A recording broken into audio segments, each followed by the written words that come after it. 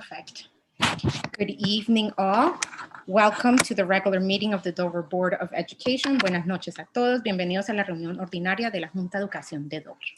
This meeting, which is hereby called to order at 7:37, is in compliance with the requirement of the law. Public notice was posted in the office of the Board of Education and communicated to the municipal court and the Daily Record on the 8th of August of 2020. Due to the current public health emergency, this evening's meeting is being conducted as a virtual meeting. Instructions for accessing and participating in the virtual meeting were posted on the district website at dover-nj.org. If we may all please stand for a flag salute.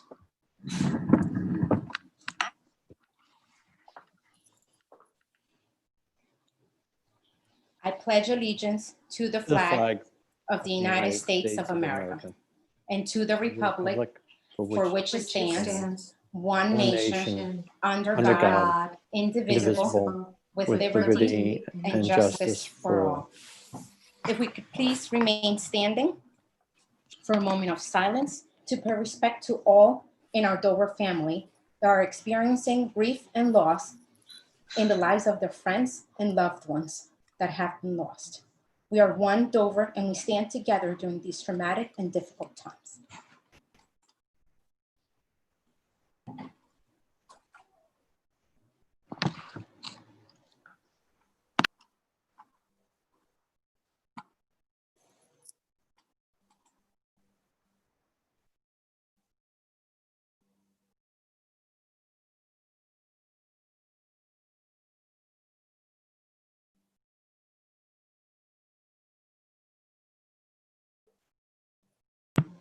Thank you. You can all have a seat. Mr. Minkowicz, attendance roll call, please. Ms. Catano. Present. Mr. Miller. Here. Ms. Mullen. Ms. Mullen? Go ahead, Ms. Mullen. I'm here. Thank you. Ms. Nutting. Here. Mr. Robles. Present. Ms. Ruiz. Here. Dr. Sainer. Present. Ms. Viveros. Present. Ms. Grisales. Present. Dr. Sainer, may you please take the floor? Our mission statement: working together as a community, our mission is to welcome all and provide opportunities for our students in a safe and accepting learning environment to become creative, empathetic, resilient, and who choose to make an impact. Thank you. Dr. McLaughlin, would you introduce tonight's presentations, please?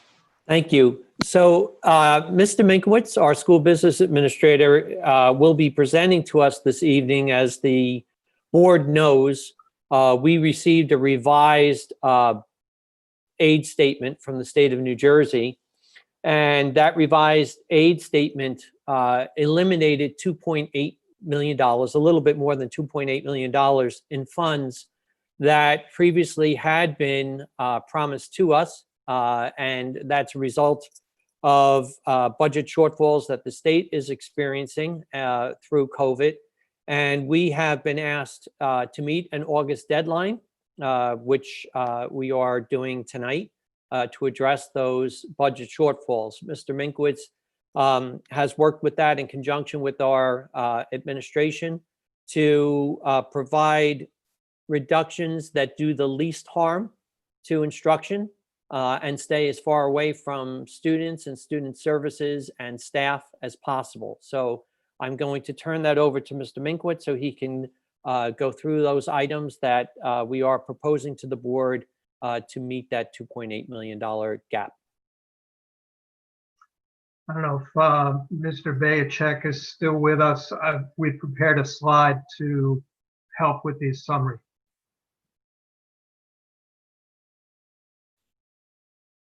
There is our state aid reduction plan.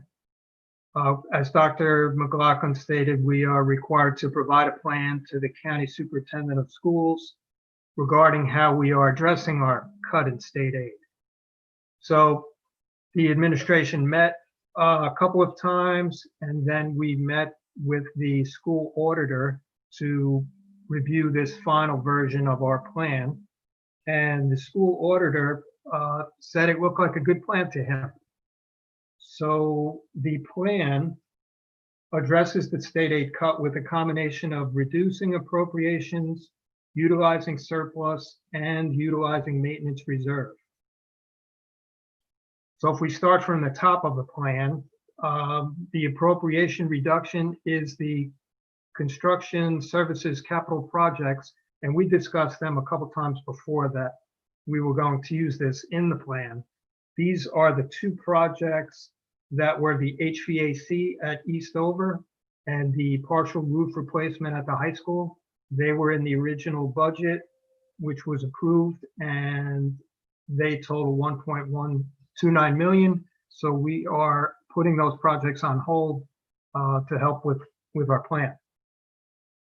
The next three items are all surplus, but I split them up just to help understand what they are.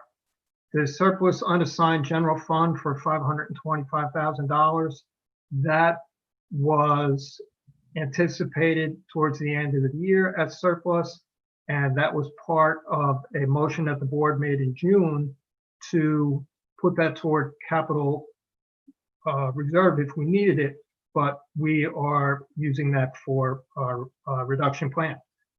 The second two surplus items have to do with extraordinary aid, which would also flow to surplus. The first item, $319,533, was extraordinary aid from 1920, and the $284,625 is extraordinary aid, which we would realize in the current school year. We did not budget for this, and we feel confident that that is a figure that we can encompass in our plan. And the last item is maintenance reserve. We have $575,000 in maintenance reserve. We discussed this with the auditor. We didn't know what the history with maintenance reserve is, but he said that maintenance reserve is typically hard to use. He doesn't see schools use it that often, and he thought it was good that we put it in our plan, and we don't need to worry about the maintenance reserve going forward. We can take care of that in our regular budget. So all these items added up equals the total state aid reduction amount of 2.833158, and that has been submitted to the county superintendent of schools as of the 14th, and we are required to pass a motion which is on tonight's agenda, and the motion needed to be approved by the 28th. So we are in compliance with all of our dates, and that will be item number 10, I believe, in the finance agenda section. That's all I have. Thank you, Mr. Minkowitz. Are there any questions from board members? I don't see everyone. I see Dr. Sainer. If you can speak up, since I don't see everyone. Go ahead, Dr. Sainer. Mr. Minkowitz, could you address the current state of our, of our capital reserve accounts? Since we are not adding money to them this year, could you address how we're doing in terms of our capital reserve accounts? Yes, the outgoing interim business administrator had done an analysis of that, and until the auditor comes in, that won't be confirmed, but his figure was capital reserve at the current time stands about 2.7 million. And is that a good amount for a district of our size? It can be. It all depends on the Board of Ed's strategy, and I think it is. Some boards have less, some boards have more. I left a school that I think had 300,000 in capital reserve. So I believe that's a good amount for us. We might want to increase that going forward if we need to address our space needs. Thank you, Mr. Minkowitz. Yep. Ms. Ruiz, I see your hand is up. Thank you, Ms. Grisales. I asked this question previously, and we didn't have the answer at that time. I didn't email it in advance. I haven't seen it in this presentation. Maybe I missed it. Do we now have an estimated cost for the average homeowner in Dover and for the average homeowner in Victory Gardens? In Texas. I do not have that. That'll be something that I would cover in the next couple months for the upcoming budget season. I would put all that together as a matter of putting the budget together. Thank you. Any other comments or questions from board? Okay. Thank you so much. I just wanted to provide a friendly reminder for the board to please make sure that you are if you need a break, you let us know. We know that sometimes these meetings can go for long, so I am very aware of that, and our self-care is important. So please make sure that you let us know. And also regarding our remote etiquette, just reminding ourselves that we are following what we need to follow to make this as efficient. Okay, we're moving to our public comment section.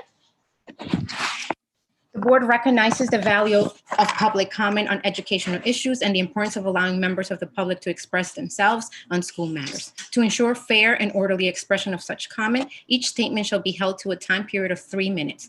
Public comments limited to items on this agenda shall be entertained for approximately 30 minutes upon the discretion of this presiding officer. Since this is a virtual meeting occurring during COVID-19, public comment has been solicited through the Google form on the district website.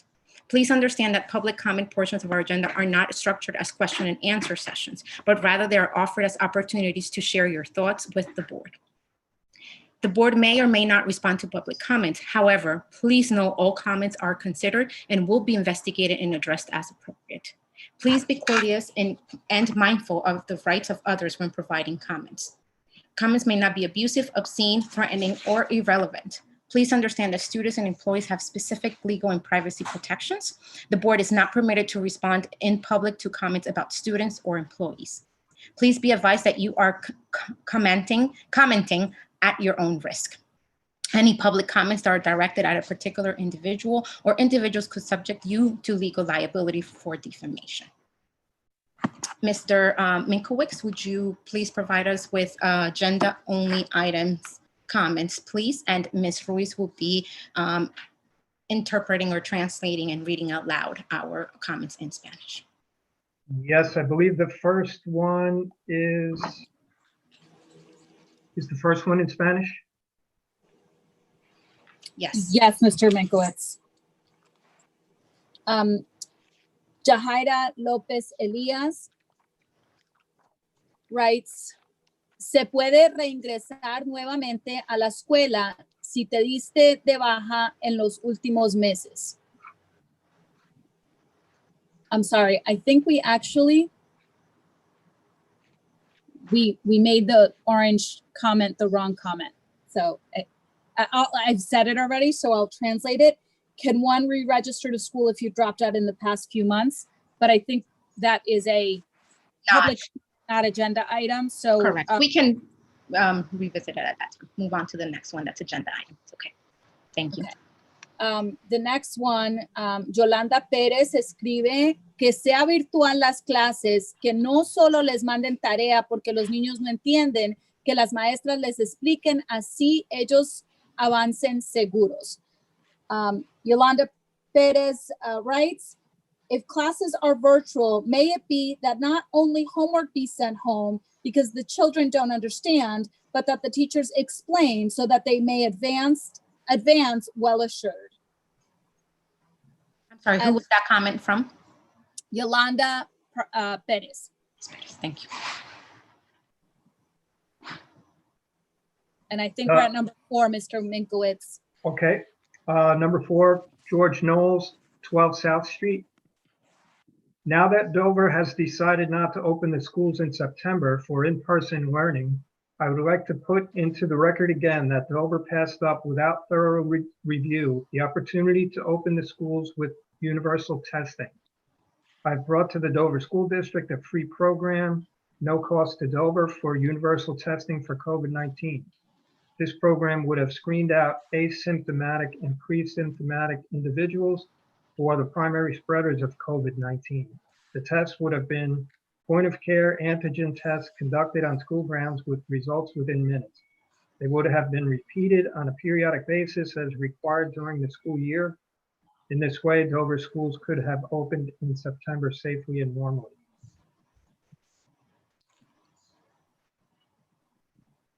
The next comment, I believe, is in Spanish. Thank you, Mr. Minkowitz. Comment number 5. Alma Tenorio escribe, quisiera saber que los niños de educación especial tendrán más apoyo de sus maestros, porque como padres es difícil enseñarles porque uno les enseña lo que uno puede, pero nunca como un maestro y los que tenían terapias, ¿cómo van a seguir? I would like to know that the children in special education will have more support from their teachers, because as parents, it is difficult to teach them because one teaches what one can, but never like a teacher. And for those who had therapies, how will those continue?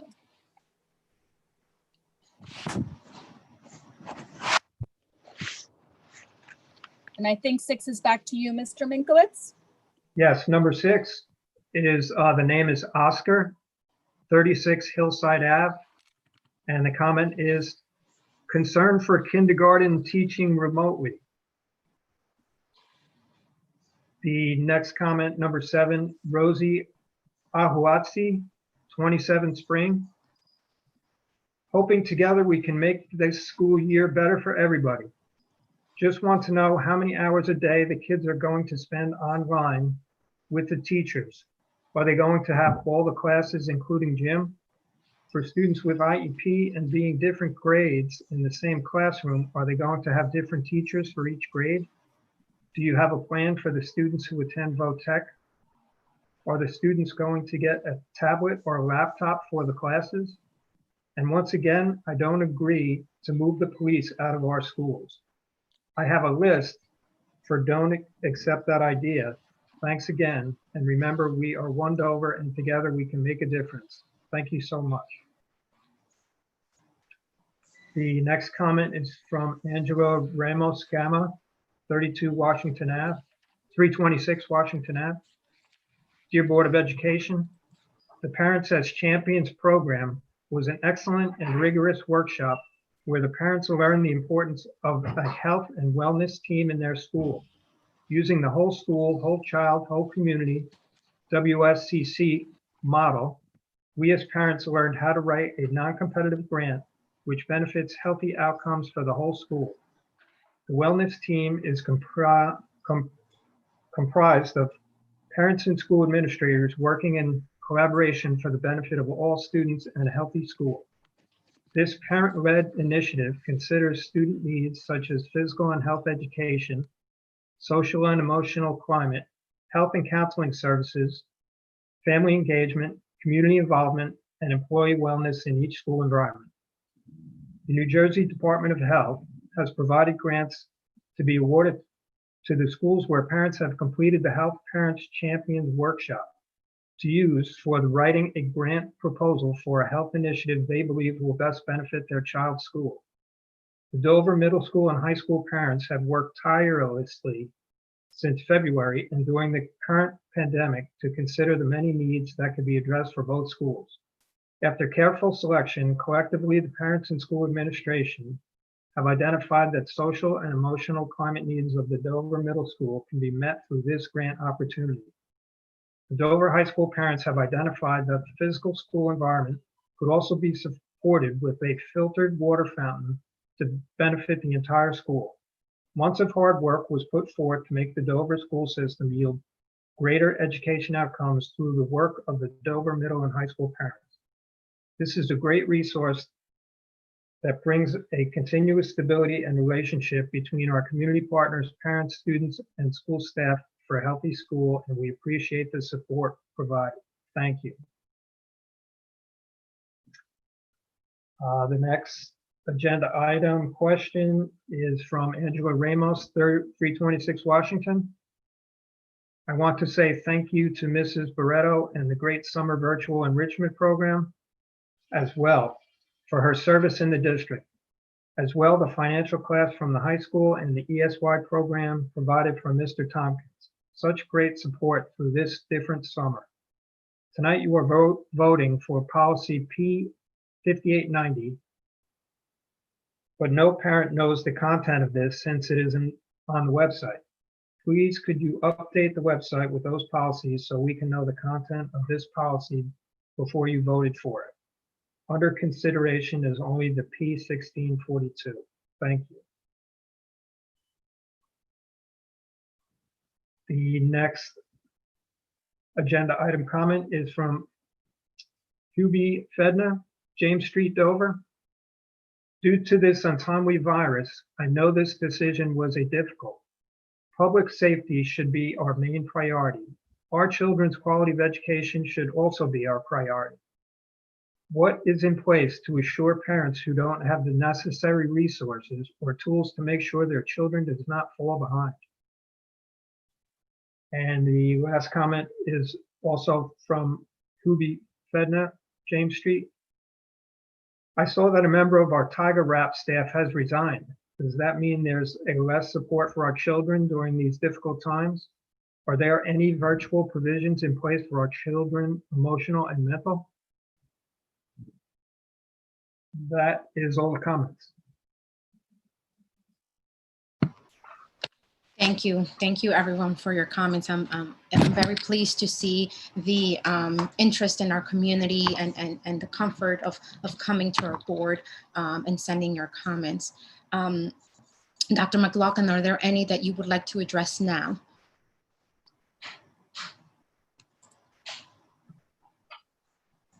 The only comment that I would address right now is the one about policy. I do want to highlight that after the Board of Education approves a first reading of the policy, the policies are then posted under consideration, and there is a month, typically a month, since our board meetings are a month apart, for the public to review those policies and to provide commentary. But we typically don't post those policies prior to the first reading. Oftentimes, there's not a lot of time between the policy committee meeting and the Board of Education meeting to post those policies. So we do provide, I think, a very appropriate amount of time for the public to see the policies that are under consideration. And unless it's a very, very minor change where we're just reviewing a policy without changing it, all our policies have 2 readings and would be posted. And just to clarify, when the board reviews a policy for the first reading, it is not final, it is not approved at that time. It only becomes final and approved after the second reading, and which at that time, the public does have access to reading those policies. That's why for tonight, you see only one for the second reading. That is up for second reading, and it is up in the website. Okay. I know that a lot of our community are very worried. Our parents are concerned. So I thank you for bringing that up to the board. I am hoping that we are going to answer most of these comments through our meeting today. And if not, we can certainly come back to them. So I appreciate everyone's patience.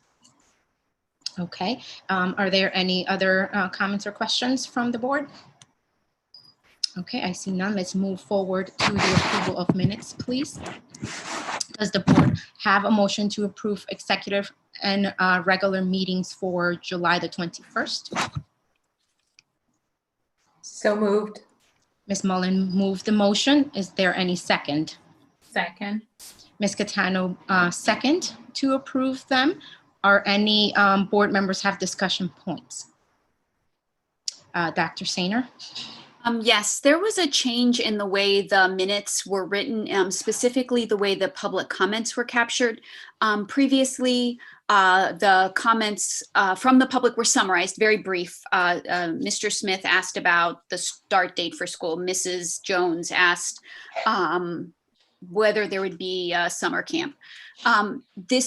In this month's minutes, there was no summary of the public's comments, which is a departure for us. So I think we should, I guess, decide if we think that that's okay or not.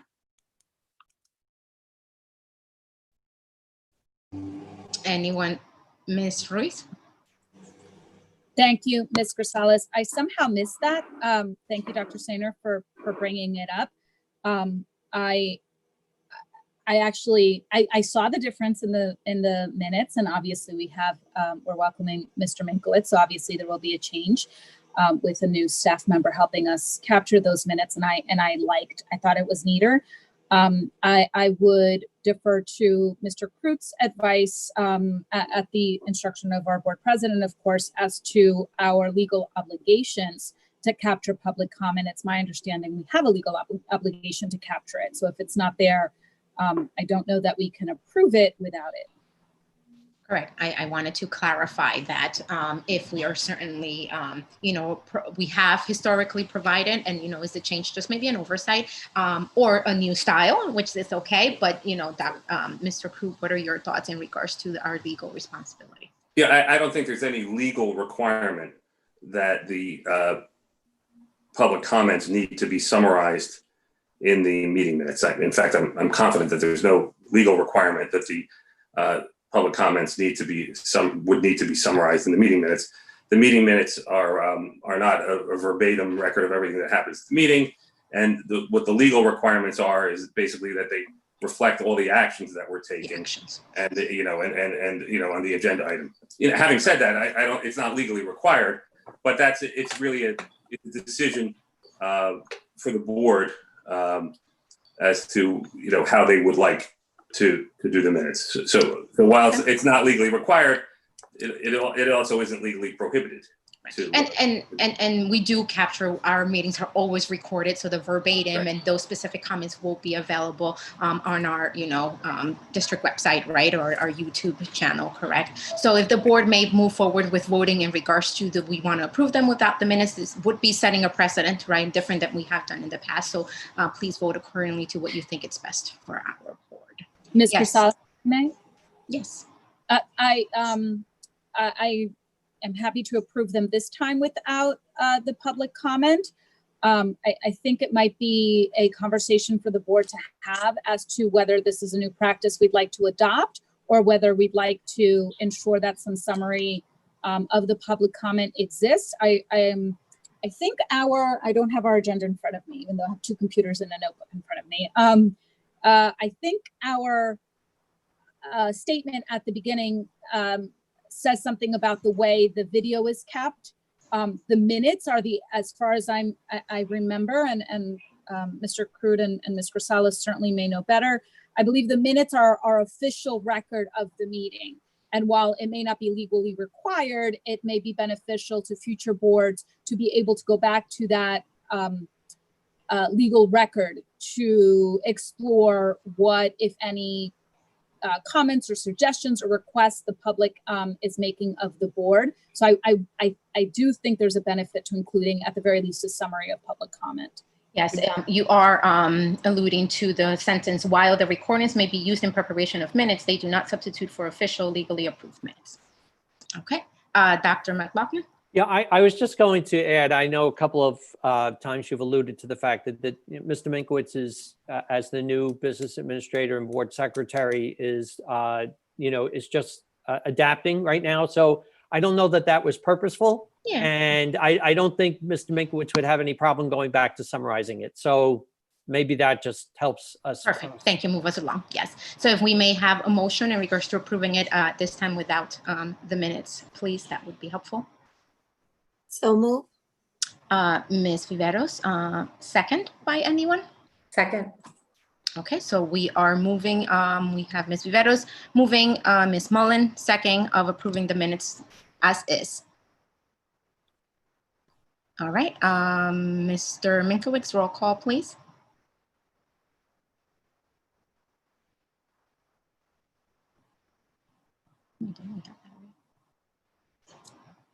Mr. Minkowitz, you're on mute.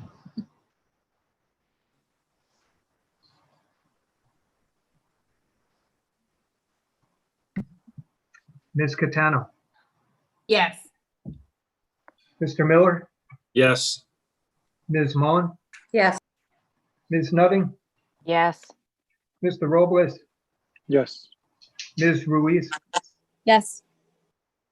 Dr. Sainer, Yes. Ms. Viveros, Yes. Ms. Grisales. Yes, and if we could go back to summarizing for the next one, that would be awesome. Yes. I appreciate that. Thank you, everyone. Communications. The board received correspondence from Mayor Blackman in response to the district and acknowledging appreciation to the town for their approval of extension of time for crossing guards to ensure the safety of our children.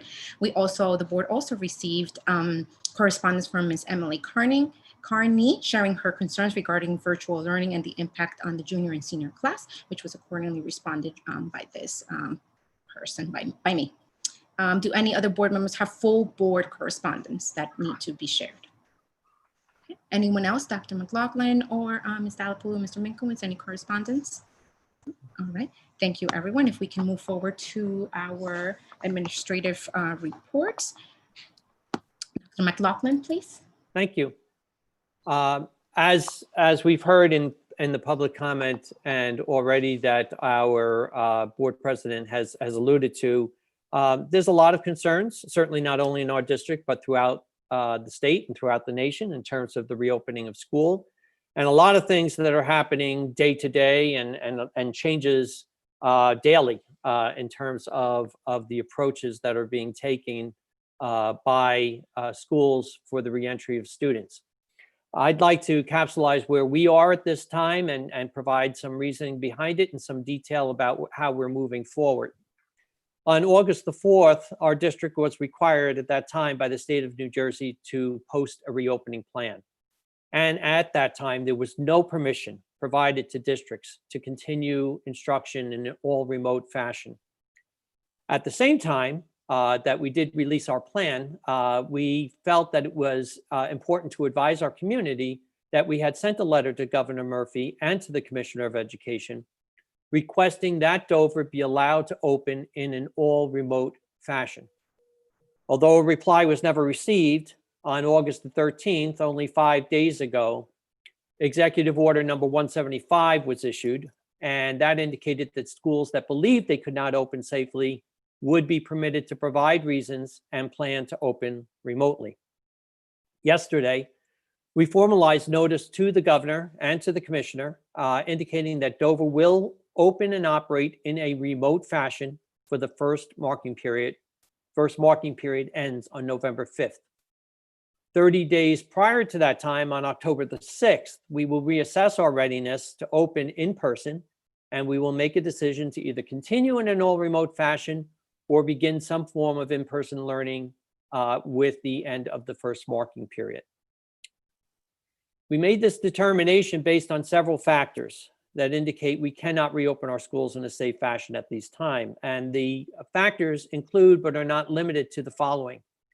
An inability to safely distance students at Dover High School. Dover High School in particular, for the number of students and for the way that classes are fashioned, doesn't permit a passing in the halls that would have 6-foot distances that could be enforced. And even trying to route students in a one-way fashion around the building would cause them to have much more physical connection with the building than if you had two-way traffic. Additionally, because there would be no way for students to remain in one class, you would need to ask students to disinfect their own desks before they left, and that would be up to each group of students, and that presented concerns. Another concern was the extensive delivery delays for essential PPE. And we, like many districts, are continuing to wait for orders of PPE to arrive. Some of that, for example, concerns specialized equipment for those who would man our isolation rooms in each school, which we're required to have.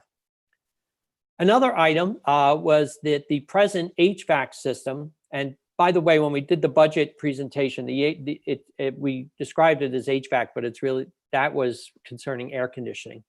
But our present HVAC system does not accommodate MERV 13 filters. There's been a great deal of discussion throughout the state because the road back guidance indicated that MERV 13 filters were the preferred filters for air quality dealing with COVID.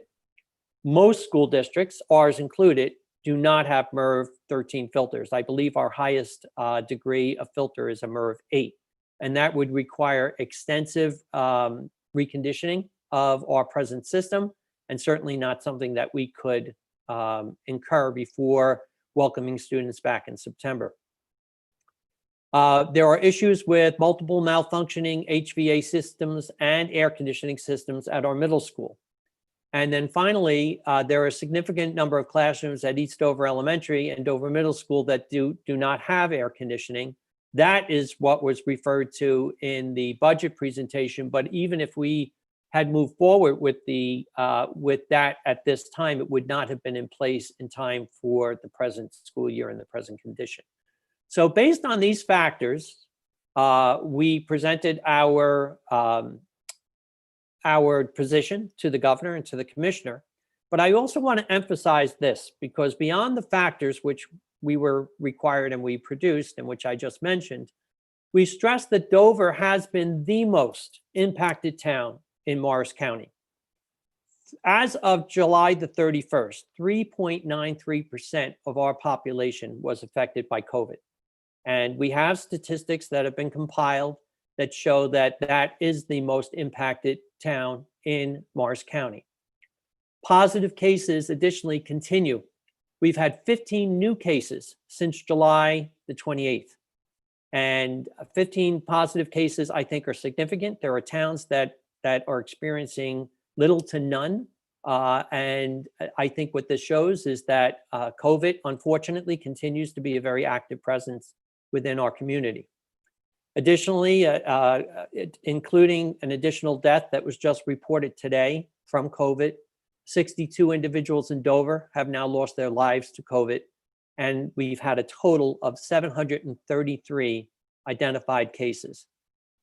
The density of our living conditions and challenging access to healthcare that many of our families face contributes significantly to the risks of reopening, and that factored in heavily into our decision to remain remote. So what will remote learning look like? Although my remarks tonight are not meant to be finely detailed, and there'll be more details forthcoming from the schools, I wanted to provide an outline to address some of the concerns that we heard in comments, and certainly many of the questions that our parents have about how remote learning will be as we move forward. All students in grades pre-K to 12 will learn remotely. There'll be no in-person attendance at least through November 5th. We have, as the board knows, ordered 1,400 iPads through the CARES Act funding that we received. Unfortunately, as many districts are now experiencing, there is a nationwide delay in technology delivery. And that's whether you have Chromebooks or iPads, whatever the case might be. We are being told, and our order has been in, that we may not expect to see those devices until sometime in November.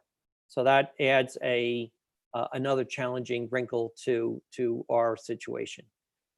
Therefore, our kindergarten through 6th grade students will receive a combination of instruction that is live, that is recorded, and that is provided through learning kits or packets developed by teachers on a grade level basis. Now, this is a change. This is not I know that we produced some items for students initially when we closed suddenly on after March the 13th. But these learning packets would be for those students who did not have access. We've discussed extensively how to get a better idea of who has access and who does not have access.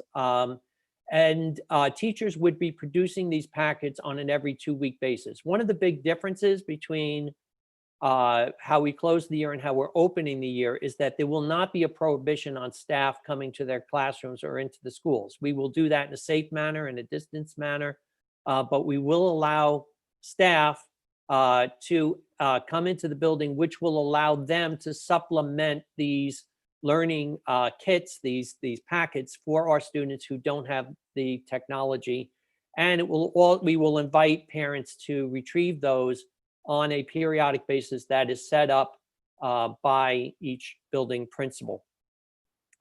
For our pre-kindergarten students, it's really important to emphasize that they too will receive remote instruction. And actually, from what I hear, that went pretty well for our pre-K students, as surprising as that may sound. 3 and 4-year-olds will participate in a style of remote instruction that's not heavily technology based and is appropriate for their age. And a lot of that is supported by Creative Curriculum, which is the group that we use, the state-approved curriculum for pre-K, which has come through with a lot of resources for our pre-K students. I do want to emphasize, especially as we expand our preschool program, how important it is for our preschool students to begin, even though it's remote. And for early childhood, we may, feel, well, what's the benefit, of non-in-person learning? And I think there is great benefit, and we do anticipate returning in person. And we want our 3 and 4-year-olds to be ready to join their classrooms and to be progressed in the curriculum when they do. So that's just strong encouragement. I know that our registration office right now has become very busy. So we hope to see a lot of 3 and 4-year-olds enter into this program, and then to see them soon when we return in person. In grades 7 to 12, the district is utilizing technology that is already on hand. Each 7th to 12th grade student will receive a MacBook to use for their online learning. Teachers will provide live instruction and also post recorded lessons in their Google Classroom. Students will be expected to participate actively on a daily basis, and instruction will be condensed into the morning hours, about a 4-hour day each day. That will also limit screen time. We're emphasizing how much screen time we want for each class. So we're not looking to, we know the dangers of screen time, and we're being very conscious of that in our guidance to teachers. Teachers will also be available in the afternoon hours for follow-up, support, questions by students. All teachers in grades K to 12 will utilize the Google Suite as a common platform for learning. That's another change from where we left off in the spring. It was only in the late spring that our elementary teachers in grades 3 through 6 were able to utilize Google Suite. But K-12 teachers right from the beginning of the school year will have access to that. We'll have access to Google Classroom, to Google Meets, etc. Prior to the distribution of technology, we will ask parents to sign documentation of responsibility for those devices, as well as an understanding of their child's responsibility to use technology in an appropriate manner. So dates for the distribution of technology, learning kits, and other print material, and the collection of documentation will all occur at a school level, and our principals are prepared to issue that guidance to the parents who attend their schools. Unfortunately, the late response of the state to our request that we made back on August 4th, has forced a great deal of work to occur in a very compressed manner of time. The district has shifted just in this week alone from preparing our physical facilities in accordance with COVID guidelines to the preparation for full online learning. As a result, I am making a recommendation to the board tonight under new business to start the school year for students back by 3 additional days, so that our students, instead of returning on the 2nd, would return on September 8th, the day after Labor Day. Combined with 2 staff-only days that are already built into the calendar, that's going to allow our staff 5 full working days to organize, assemble, and prepare the materials that I just referenced, and to be ready to go for this new style of learning. In terms of athletic and in-person extracurricular participation, it would be extremely inconsistent for me at this time to recommend that the district sponsor such activities for students when in-person learning is not deemed safe. Such activity would pose the same risks and perhaps even more danger than a structured classroom situation of learning. And therefore, it will be my recommendation to the board to forego fall athletic competition, as well as any other in-person extracurricular activities. And I know for many, this is extremely disappointing, and it follows on the heels of a lost spring athletic season. However, it is important, and we continue to emphasize the importance of the continued health and safety of our students as a number one priority for all the decisions that we are making at this unprecedented time. That concludes my report. I'm happy to respond to any questions that the board might have about it. I see Dr. Sainer. Is there?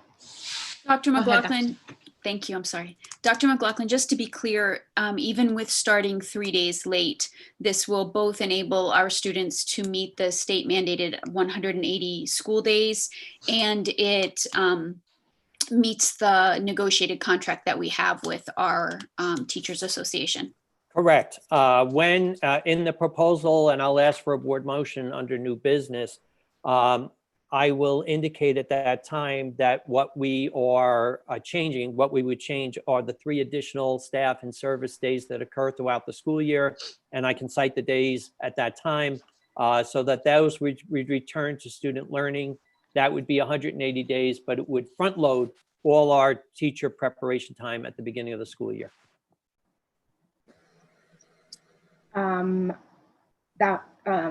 Ms. Ruiz and then Mr. Miller. Thank you, Ms. Grisales. My question is kind of macro level, so I understand if it needs to be addressed at a later time. Dr. McLaughlin talked about the delay or perceived delay in response or non-response from the state. And I think many of us on the board and in the community have followed the changing directives from our state government regarding when to open, how to open, if to open. And as far as I can tell from Dr. McLaughlin's report, there is no blanket statement. Every school can develop their own plan. And Dr. McLaughlin explained that our plan is what it is based on our contagion rate and death rate of COVID being the highest in Morris County and one of the highest in the state. I know from my personal research that our contagion and death rate is higher than that of the city of Newark. So given that absence of guidance, I wonder what, if any, metrics can we use? Who can we compare to? What is best, right? This is a pandemic. This is the first time any of us certainly are confronting something like this. So I'm wondering, what are other schools with similar density in their community or similar buildings in their district? Is there any way for us to compare, or are we kind of just doing this ourselves? Well, I can say that we, every week we meet as a county. And in those weekly meetings, there's a lot of exchange of information, but one of the things that becomes very apparent is just how different our communities are and how differently affected they are. So I do think it's appropriate in many ways that we have to look at our own community needs, and the areas that we have available to look at are our incident rates. One of the things that we do not have access to is the rate, the transmission rate. As we know, the state oftentimes, and I know today that we are back over the 1.0 mark, which is so important in terms of the transmission rate in the state. It would be hugely helpful if the state let communities know what that was for our own community. However, that information is suppressed and it is not available to towns. It's only available on a county and a state level. So that, although that has value to us, it doesn't have as much value as if towns had it. And that data is not available to our town administration. It's not available to our health department. It's not available to us. So there's not much I can do about it except to say to the board that that would be a really great metric to have. In addition to knowing the raw number of individuals who are identified as COVID and those who are who unfortunately it's fatal for. The other piece that would be helpful that we don't have solid guidance on is before anyone reopens, whether it's us or any other community, I think would be to have some solid guidance on what happens when you have a positive case within your schools. One positive case, two positive cases. We're hearing different ideas throughout the country. New York City, for example, who referenced, well, if we have one positive case, we'll close the class, but if we have two cases in different classes, we'll close the school. I don't know the science behind that. I'm just going to opine that I don't believe there's any science behind that. And I do know that once you have positive cases that result in a school, it's going to cause tremendous concern for staff, for parents, for kids. And I think it will be very difficult to keep any kind of consistent schooling going on when positive cases develop within your facilities. So I hope I'm wrong that there won't be positive cases in those schools that reopen, but I think that it's certainly logical to think that there will be, and the lack of guidance that is there right now is a big omission. So that's probably not an answer to your question, Carol, but it's it's something that I think it's important to state. Thank you. Mr. Miller? Thank you. Yeah, that was a question I had, the same as Ms. Ruiz.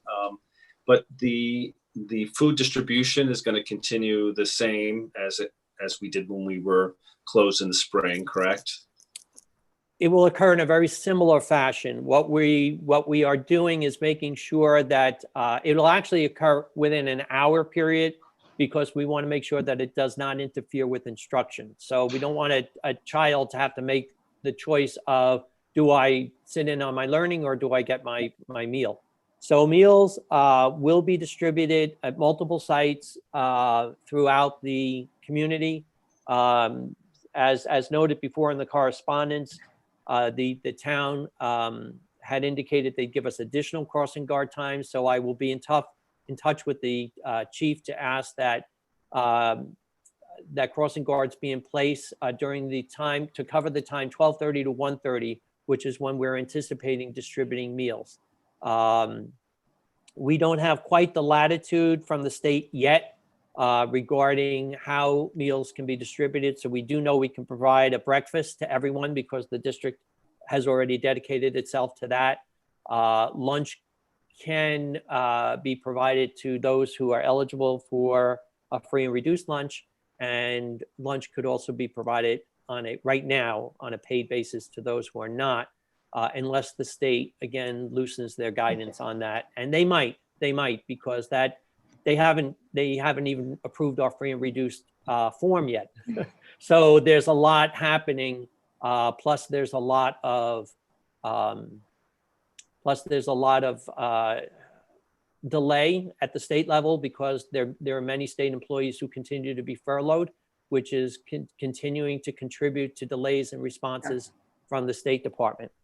I also want to mention, because I think it's important, that we were informed today that the commissioner has indicated that New Jersey State Department of Ed employees are not expected to be in their offices until January. So I think if the commissioner is placing that much importance on the health and safety of the Department of Ed staff, it further confirms the situation that we're in. Are we going to be collecting information from parents if families or students contract COVID as a metric to have prior to considering opening? We can only ask parents to share it. If the students aren't with us, we can't compel them to ask. But it would be when we were closed, many families did share with us, not their personal circumstances. If we know about that, we will certainly take that as part of the metric. Thank you. Do I see Ms. Catano's hands, and then Mr. Robles, please? So now, thank you. Now that we will be going remote completely, I know it's very important for the students to build a good relationship with their teachers. Will there be any opportunity for the teachers to have a meet and greet, virtual meet and greet with the students?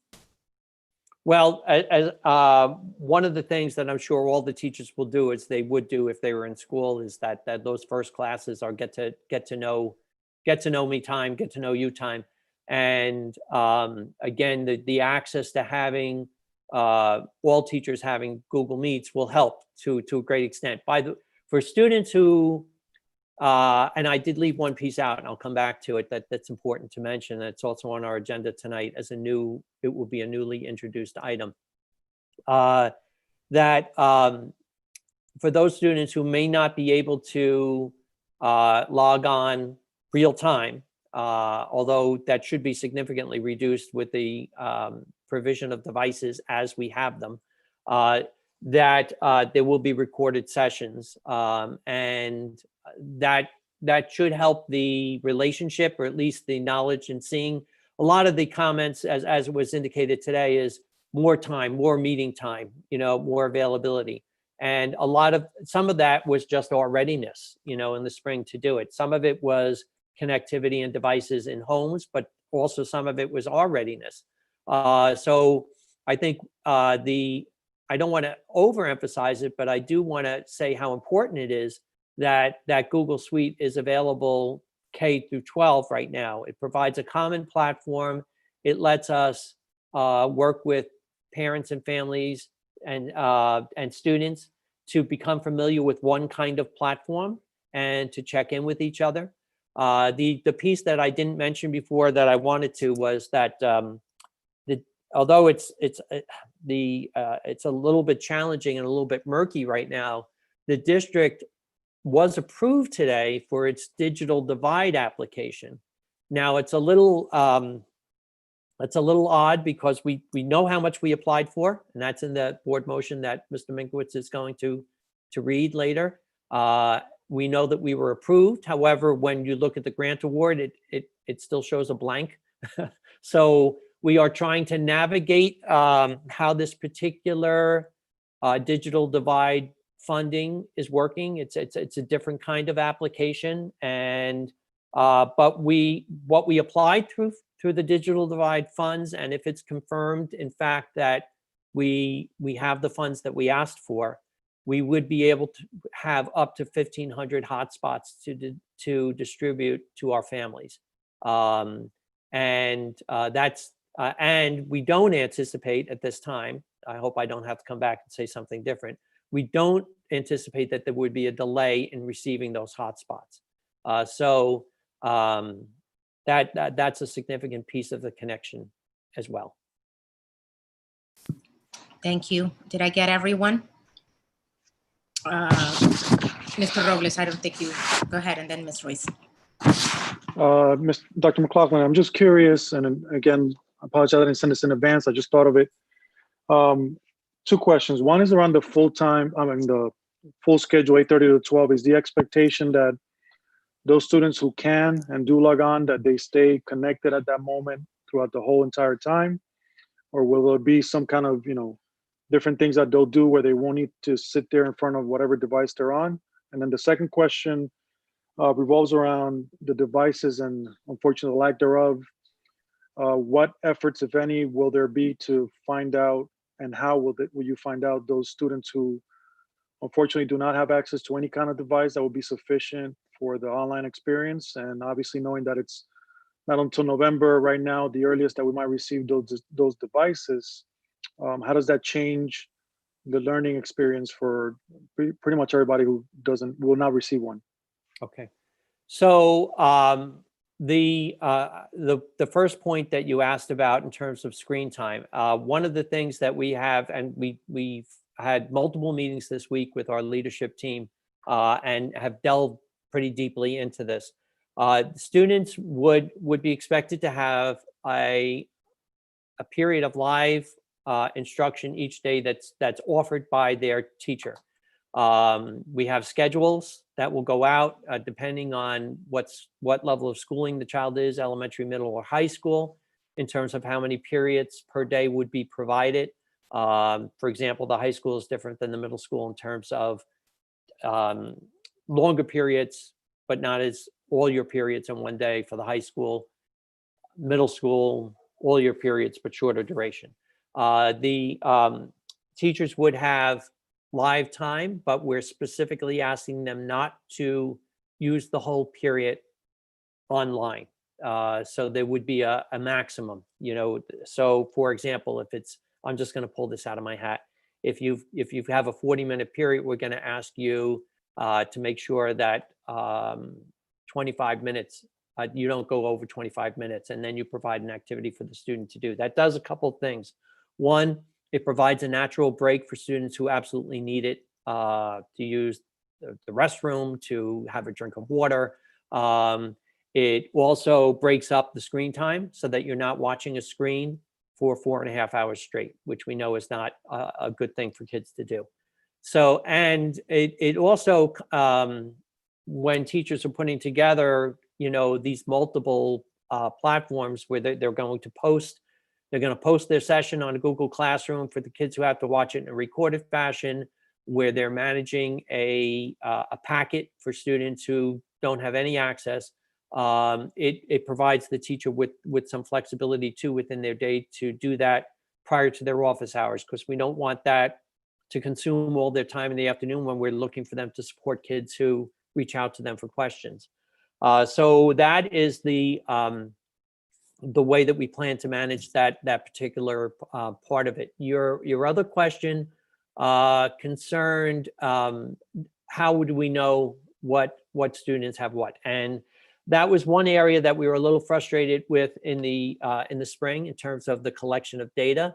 So we have a few techniques that we will be using, and we will be asking teachers to contribute to a shared spreadsheet, a Google spreadsheet within their school building, so that through multiple avenues, they assess students and whether or not they have capability. So, for example, one method, and it's only one method, is asking students to meet, everyone who can, to meet for a Google Meet, and when they're in that Google Meet, to just ask some questions in terms of, is this your device? Do you have this device? Is it shared with others in your household? Will you be able to log in and to have those kind of conversations so you get a sense live? We also, since we'll be giving out the packets, it's a time for outreach to parents, and there's a cover sheet with our packets that's addressed to parents that ask them to share with us some of those same questions. Not only do you have a device, but is your device a phone, or is your device a tablet or a computer? Because there's a big difference between those two. Also, is this shared? Is this something that your child has sole access to, or do they share it? So those are a couple of examples, not all of them. It's not all inclusive of how we're assessing, and having that on a shared spreadsheet that's gathered by the teacher who has the most direct contact with students, and then having that available for school level and then shared among schools at a district level provides us with a lot more information than we had in the spring. And I would assume, and just to follow up, that we would expect that you're welcoming any parent who doesn't have those type of resources, to at least they're more than welcome to communicate that to you guys, right? Yes, absolutely. They can definitely reach out. Plus, we have an outreach team, which we started in the spring, you had it in the spring, and which we're continuing in each school to follow up with any students who we don't hear from, or anyone who expresses a specific need that requires a deeper intervention. Questions. Dr. McLaughlin, just for simplicity, would you explain what HVAC is and MERV 13, just really quickly for those words that are not there? Yes.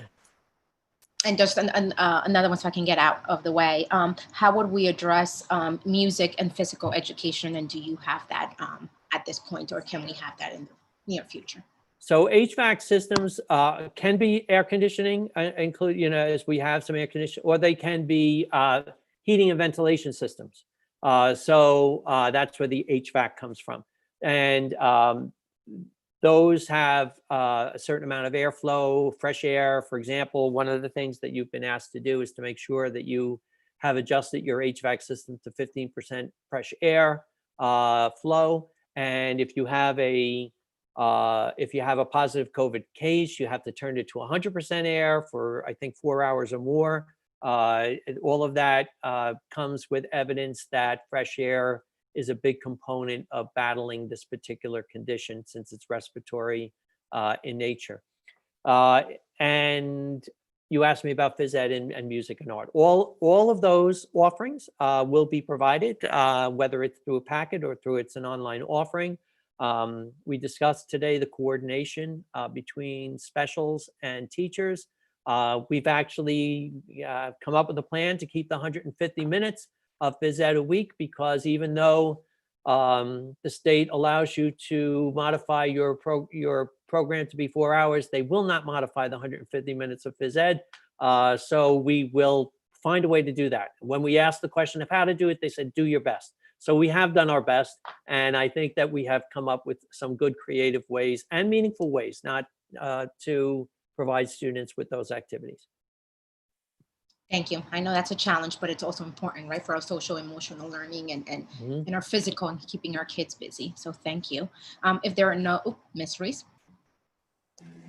Thank you, Ms. Grisales. I just want to ensure that everyone on the board and in the public understands what Dr. McLaughlin means by hotspots. I understand them to be little devices that you can take anywhere and connect to any other, it's like a little round thing. So I can even borrow somebody else's laptop, connect it to this hotspot, gives me Wi-Fi. Is that what you mean? Yes.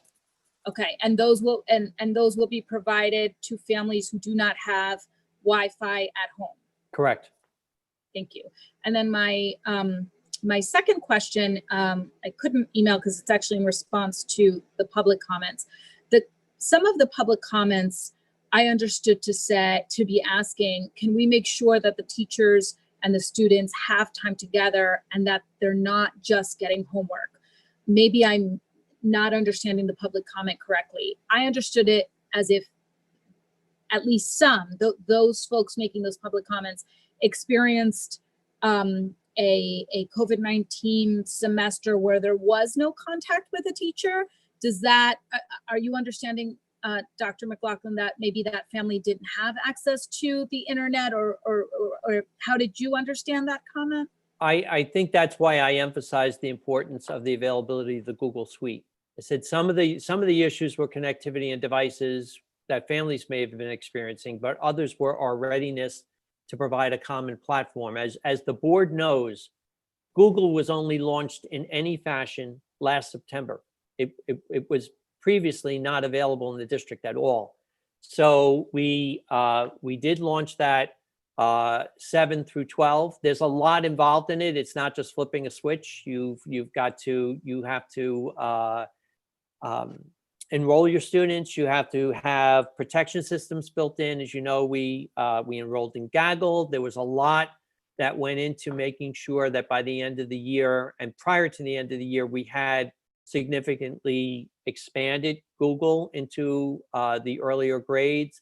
And having it now available K through 12 provides a common platform. So prior to that, teachers were kind of left to find programs or to use programs that might have been acquired on a school level or grade level or individually that might give them some connection to students. But we're starting the school year off in a much better fashion by having this common platform and having a technology integration specialist who can help our teachers who need the support and the understanding of how to use this platform effectively.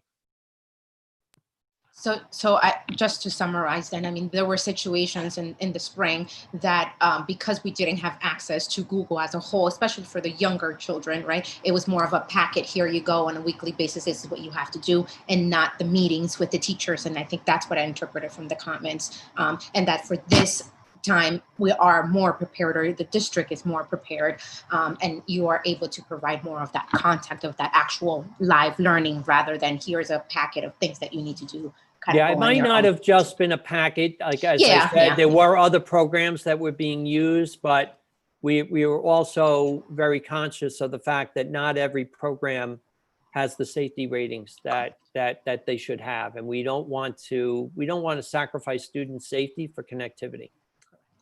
Thank you for that, for looking out for the safety of our children, because cyber bullying, cyber situations at this time are very dangerous.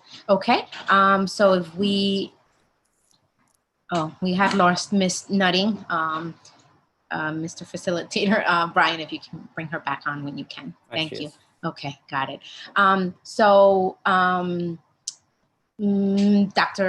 Miss Dallapoo. I'll take doctor, that's fine. But Dr. Lapaloo is fine. Good evening. For approval tonight are several curriculums for both our fine and performing arts and world language bilingual departments. The curriculum for Art 1 through 4 needed slight revisions, and Advanced Dance is a brand new curriculum written for a new course being offered at the high school this fall. In the World Language Department, the K2 and 3-6 Spanish curriculums are for our existing elementary classes. The symposium curriculums are also for current courses running at Dover High School. I want to applaud the teachers who worked very hard with their supervisors to get these curriculums written in time for this particular agenda. This was way ahead of the original timeline for this work. So I wanted to say thank you and applaud them for these efforts. They were very well written. On the agenda for approval tonight is also our professional development plan for the 2021 school year. I will ask that this not be voted on tonight due to the potential changes in our school calendar, as Dr. McLaughlin just spoke about, which will impact our professional development schedule.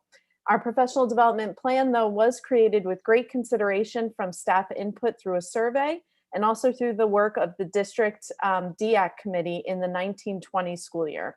Our plan is inclusive of a number of new initiatives and trainings for the staff. This includes our new partnership with Apple Technologies to provide a year-long Vanguard program.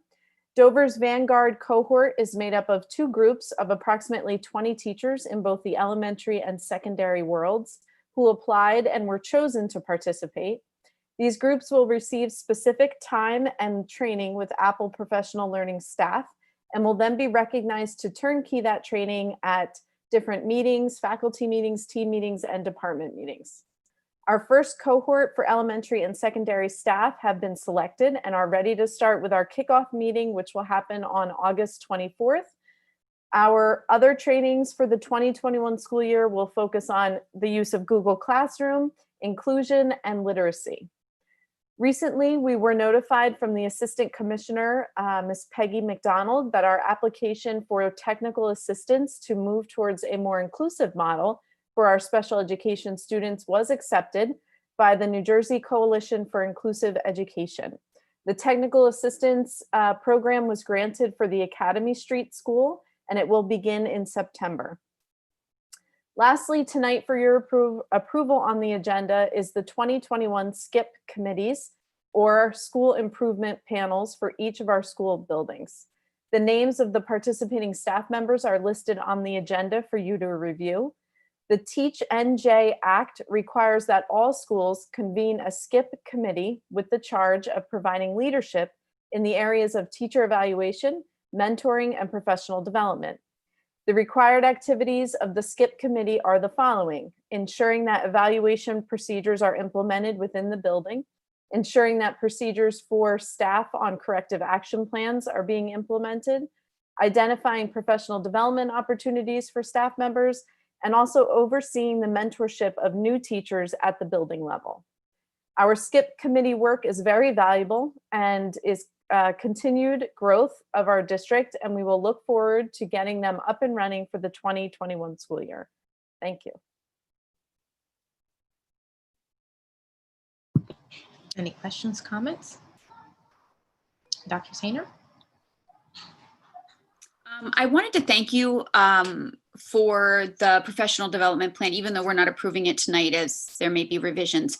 But could you go into a little bit more detail about how the district is going to support teachers as they continue to try to enhance their delivery of virtual instruction, which is very, very different from what most teachers have done their whole lives? Yeah, I can answer that shortly in one word: continuously. We on the agenda tonight is the approval for the technology integration specialist, and Tanya has started this week, and she is hit the ground running.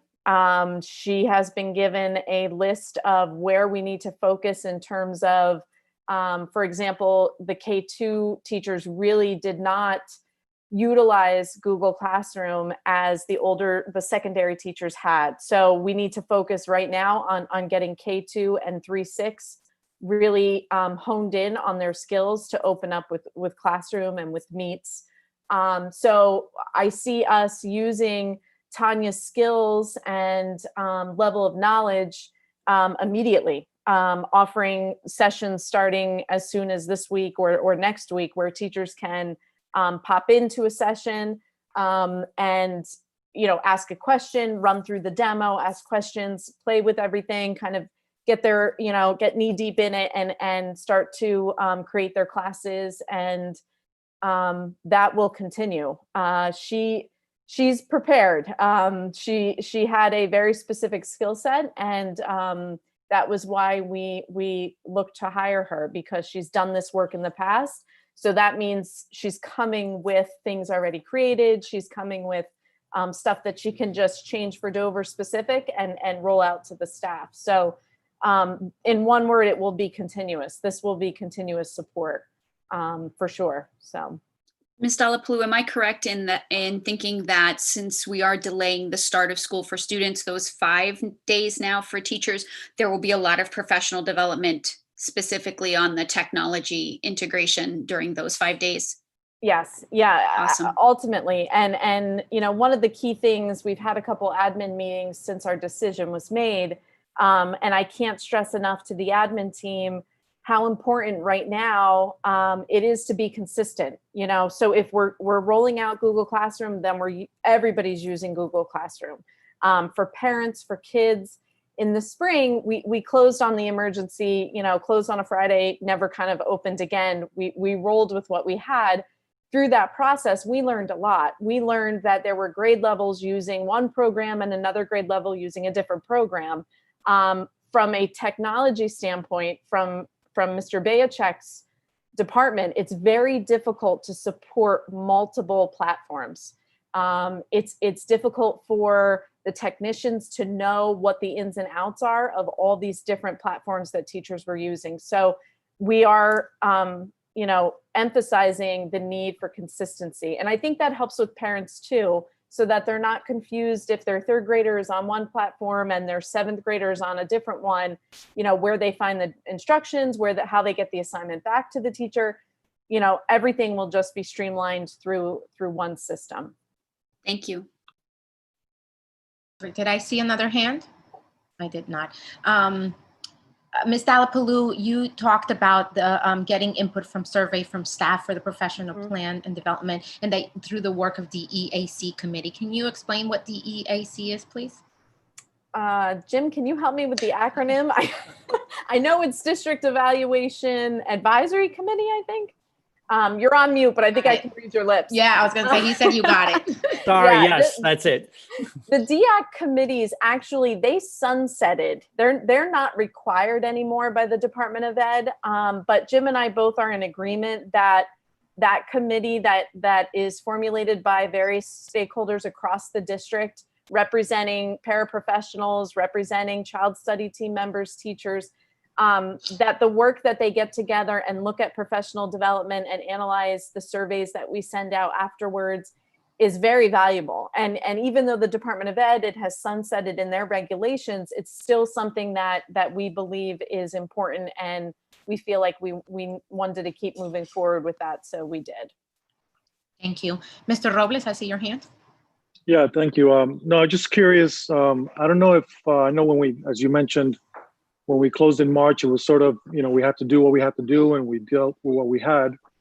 So I'm curious, now that we're standardizing the platforms and everything like that, if there's any plans of providing some sort of general guidance on how to for the students, maybe some videos that the students could watch on how to do and use certain things depending on the device that they may have. And perhaps it's not even a matter of us creating the content. Maybe it's already content that's out there, generic for using the platforms.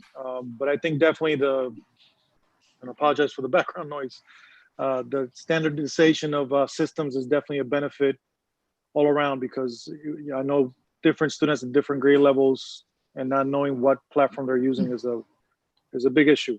But that's a good point to get there. Yeah, and you're 100% right. The content, so guidelines for students, guidelines for parents, they are out there. We were able to locate some of that material today, and we're not reinventing the wheel. It's a matter of just making sure that it meets what we're looking for Dover. And of course, we can translate it and have it available in Spanish for parents that need that. But all of that work is being done right now behind the scenes by the admin team and with Tanya's assistance. Yes. Thank you. Thank you, Ms. Delapalu. Okay. If we can move to Mr. Minkowicz's report, please. Yes, the only additional finance item we're recommending tonight, Dr. McLaughlin already mentioned. It is regarding the digital divide grant, and we sent it out this afternoon. We didn't get the information from the Department of Ed until late, so that's why you got it late, but that is an additional item, number 11 on the finance agenda items. Okay, we can move quickly to the administrative approvals. I believe we have two items, A and B, district goals and nursing services plan. Is that correct? Yes, but I am going to, almost for the same reason that Ms. Delapalu already mentioned, ask that we delay the district goals, as important as they are, and those need to shift a little bit for our reopening. So I asked the board's indulgence and would like to present them in September versus doing them at this point, but we will definitely have them ready in advance to send to the board for the September meeting. Okay, so does the board have a motion to remove the district goals, but approve B, nursing services? I move that we approve the nursing service plan for 2020-2021. Perfect. Is there a second? Second. Ms. Mullen moved it, and I heard Ms. Catano second. Any boards have discussion points? Okay, I see Ms. Nutting and then Ms. Ruiz.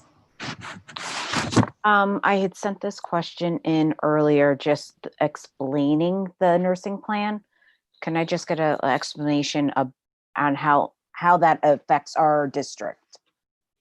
So every district is required to have an annual nursing plan. It sets forth how many staff members you have. Believe it or not, in the state of New Jersey now, you're only required to have one nurse per district. The board knows that I don't think we have nearly enough nurses, and that'll be an area that we continue to look to see how we can expand. But it does set forth the fact that we have a nurse in each building. We don't have a nurse in each school. We have a nurse in each building because East Dover and Dover Middle shares a nurse. And then the nursing plan template is one that is set forth by the state. So it requires that you have a summary of student needs. And that's really, I think, just to give a flavor as to the variety of medical needs that you're meeting, what the span of that is. And so we have quite a span of needs that we meet in our buildings. Our nurses really do a great job of meeting all of those needs and working with those students. However, it's just a picture at one time, because those needs will change throughout the course of the year, and it is not required that you change your nursing service plan as those needs change. It's an annual plan.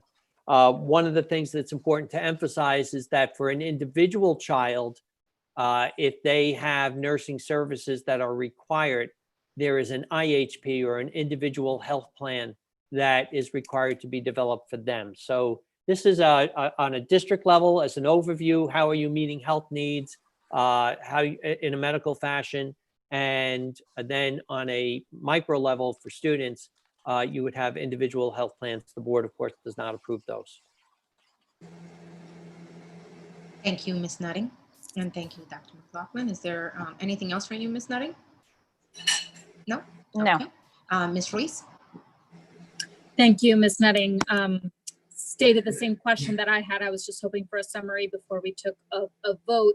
But in Dr. McLaughlin's explanation, I heard him say that, of course, the state only requires one nurse, but it is our superintendent's opinion that that is not enough. So given that some of our students are uninsured or underinsured, and certainly many of our students reside in homes where the adults are uninsured or underinsured, exposing them to greater health risks on top of the health risks that they're exposed to due to poverty and other societal ills.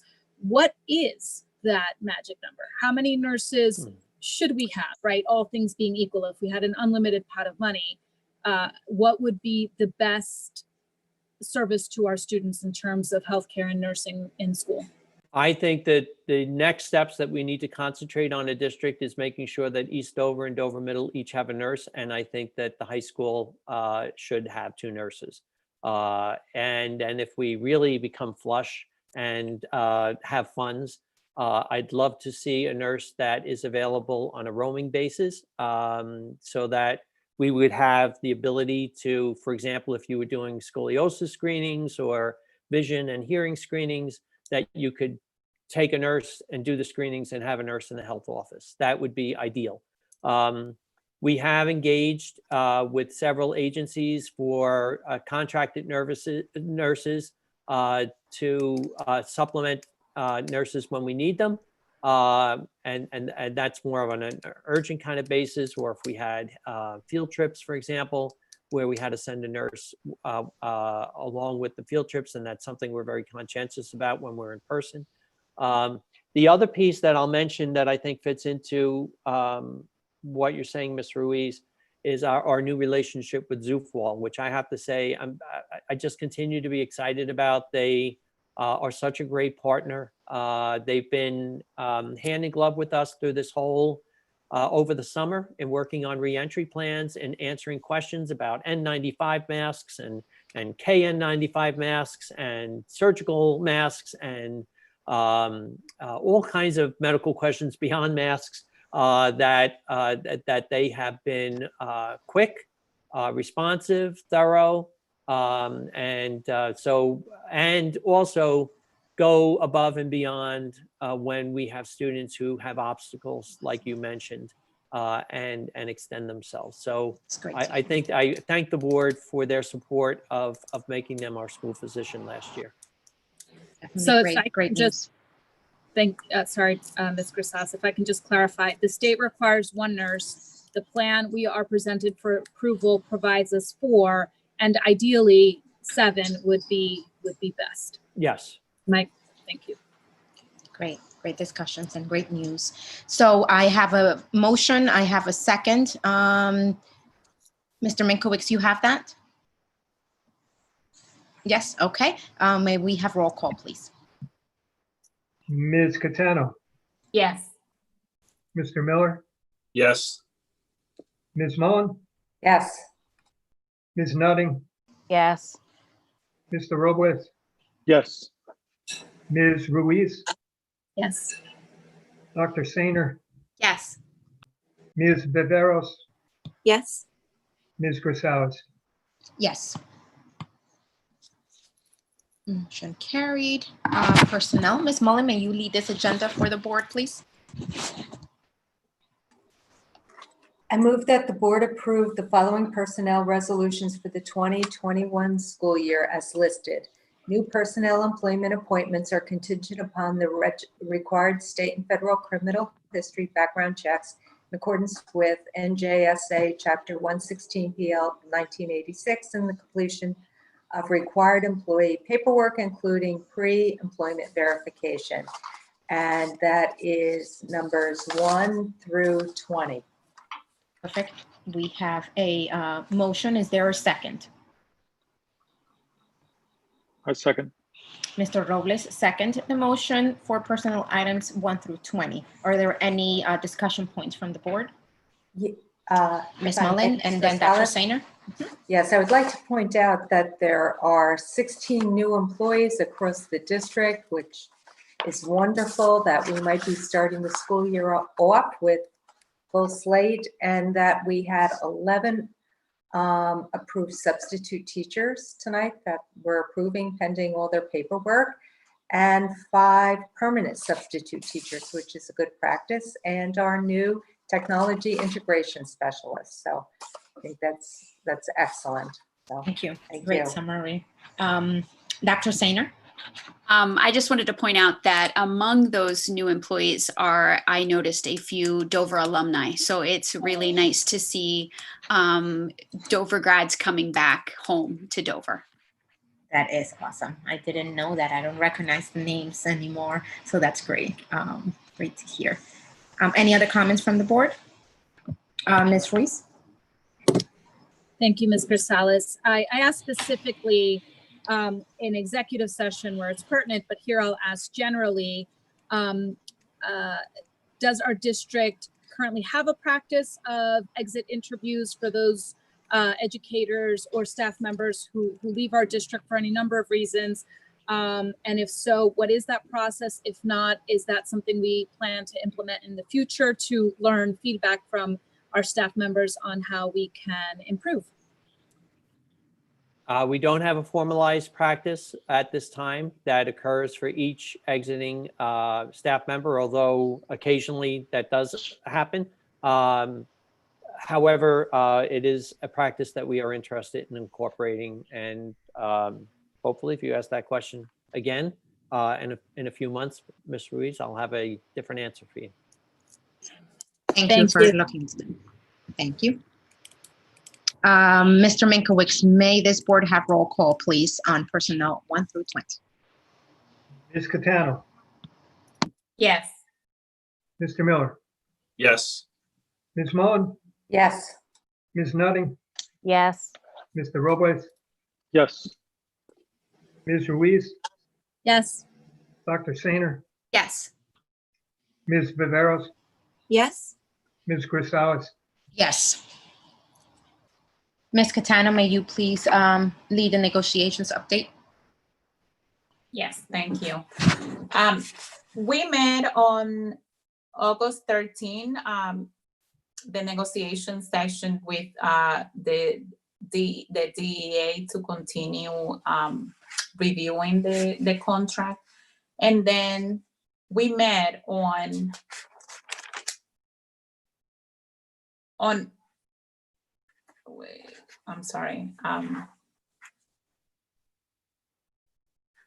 July 22nd as well to review the contract. And then on the 13th, we had a negotiation session with the DEA to continue the reviewing the contract. And that's conclude the report. Perfect. I just want to point out that in the agenda, there's different dates. So if we want to make sure that our official minutes capture the actual dates of those meetings, please, and that they're accurate. Okay. Curriculum and co-curriculum, Ms. Nutting, please, and your report on the committee, and if you can move the items. Okay, let me just pull up my document.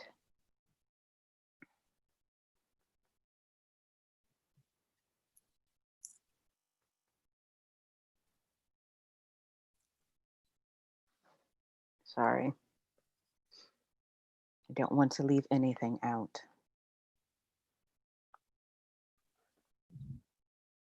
Okay, so I'll say first, the correction of the date on our paperwork says that we met on the 14th of July. I think that was just kind of copied and pasted from the prior minutes, but we did actually meet on August 11th. We went for August 11th. We sat for an hour and we talked with Mrs. Gaynor Matanti that joined us and giving us an update on the art 1, 2, and 3, and 4 curriculum. And she also gave us an update on the dance curriculum and how it's growing. And I really look forward to seeing all of the new things that are going to be happening. Unfortunately, with the whole change, I hope, things go better and we get to see it a little bit better. I guess Ms. Dalapaloo did comment on a lot of the curriculum that we were going over before. So I don't want to say everything that we were talking about, but that was basically everything that sums up that what we were talking about was also in Mrs. Dalapaloo's report. So being that said, so I'm not repeating everything and keeping us here all night, I'm going to ask, can we approve? I'll make a motion to approve the section for curriculum. Hold on, I'm going back to my regular session. 1 through 17. 1 through That's what- 17, correct, thank you. Thank you, Ms. Nutting. And is there a second? Can we not approve number 3? That's the Yes. professional development plan that we had talked about. So, Ms. Nutting, you would So move. can I make a motion to do 1 through 17 excluding number 3? Correct. Yes. And may the board have a second? If I may. First, we would I'll need a second. Okay. Second, yes. Perfect, Ms. Mullen. Thank you so much for seconding it. And do we have any board comments? Ms. Ruiz? I did email this. I'm just so impressed with, one, the work of the curriculum committee. There is so much there. And 2, or equally as important, the organization of the work. It was much easier to see the curriculum, to follow along. I don't believe I ever saw something called a skip committee before. So I don't know if it existed before. I'm very excited about it. I don't remember the letters now, but I remember the explanation. So I'm impressed, which is hard to do. So thank you to you all for this. Thank you, Ms. Ruiz, for the acknowledgement. They truly deserve it. So I'm glad to hear that. Okay. May we have a roll call, Mr. Minkowicz, please? Ms. Catano, Yes. Mr. Miller, Yes. Ms. Mullen, Yes. Ms. Nutting, Yes. Mr. Robles, Yes. Ms. Ruiz, Yes. Dr. Sainer, Yes. Ms. Viveros, Yes. Ms. Grisales. Yes, so excited for new curriculum. Thank you. May we have Mr. Miller, your update on Community Relations Committee, please? Thank you. Our Community Relations Committee met on August 5th. But before I go into that, we do have other meetings that we attend. So I'm going to quickly summarize some of the other meetings that we participated in. On 7/23, we participated in a district parent meeting, which basically was focused on the road back and school opening at the time. On 7/29 and on 8/12, there were 2 Connecting Dover meetings. The first meeting on 7/29 was an update by Dr. McLaughlin related to COVID-19 activities in the school district. And there were also presentations by the Dover Child Care Center and El Primo Paso in regard to their COVID-19 procedures. On 8/12, the Family Success Center provided tips for parents for successful virtual learning, talking about structured learning time, be consistent, do allow some flexibility, creating a visual calendar, and designating specific time for homework. This information is posted on the Connecting Dover website and Facebook. So if parents are interested in seeing that information, you can find it there. There was also discussions of other programs that are available. The Bridges program, which helps provide vulnerable families a variety of services in regard to education, personal growth, and job placement. You should also be able to find that information on Connecting Dover. And also a presentation by Robin Hughes from JBWS in regard to domestic violence, provided some statistics that since COVID, there's been an increase of 47% increase in domestic violence in Morris County since last year. So there's definitely contact information for folks that may need to have help in regard to this area. On August 5th, our Community Relations Committee met, and we had an agenda of looking at community interactions where the committee would just discuss any of the concerns that we're hearing from the public. Dr. McLaughlin was present for that meeting. There was some feedback from the community on when the rollback was publicized, that we wanted to see if at some point in time a summary to simplify that information for parents could be provided, because it was quite an extensive document and a little confusing to look at. It was also suggested that FAQs, frequently asked questions, could be posted on the website in the future. Obviously, a lot of things have changed since then, but this is something that we still have to plan for when we do open. There was also discussions based on feedback on parents and community feedback on the district SRO. And then we discussed communication, the Community Relations Action Plan. And this is something that we'll be working with the administration each month, talking about a framework of how we can best communicate to the community all of those plans related to communications and community relations.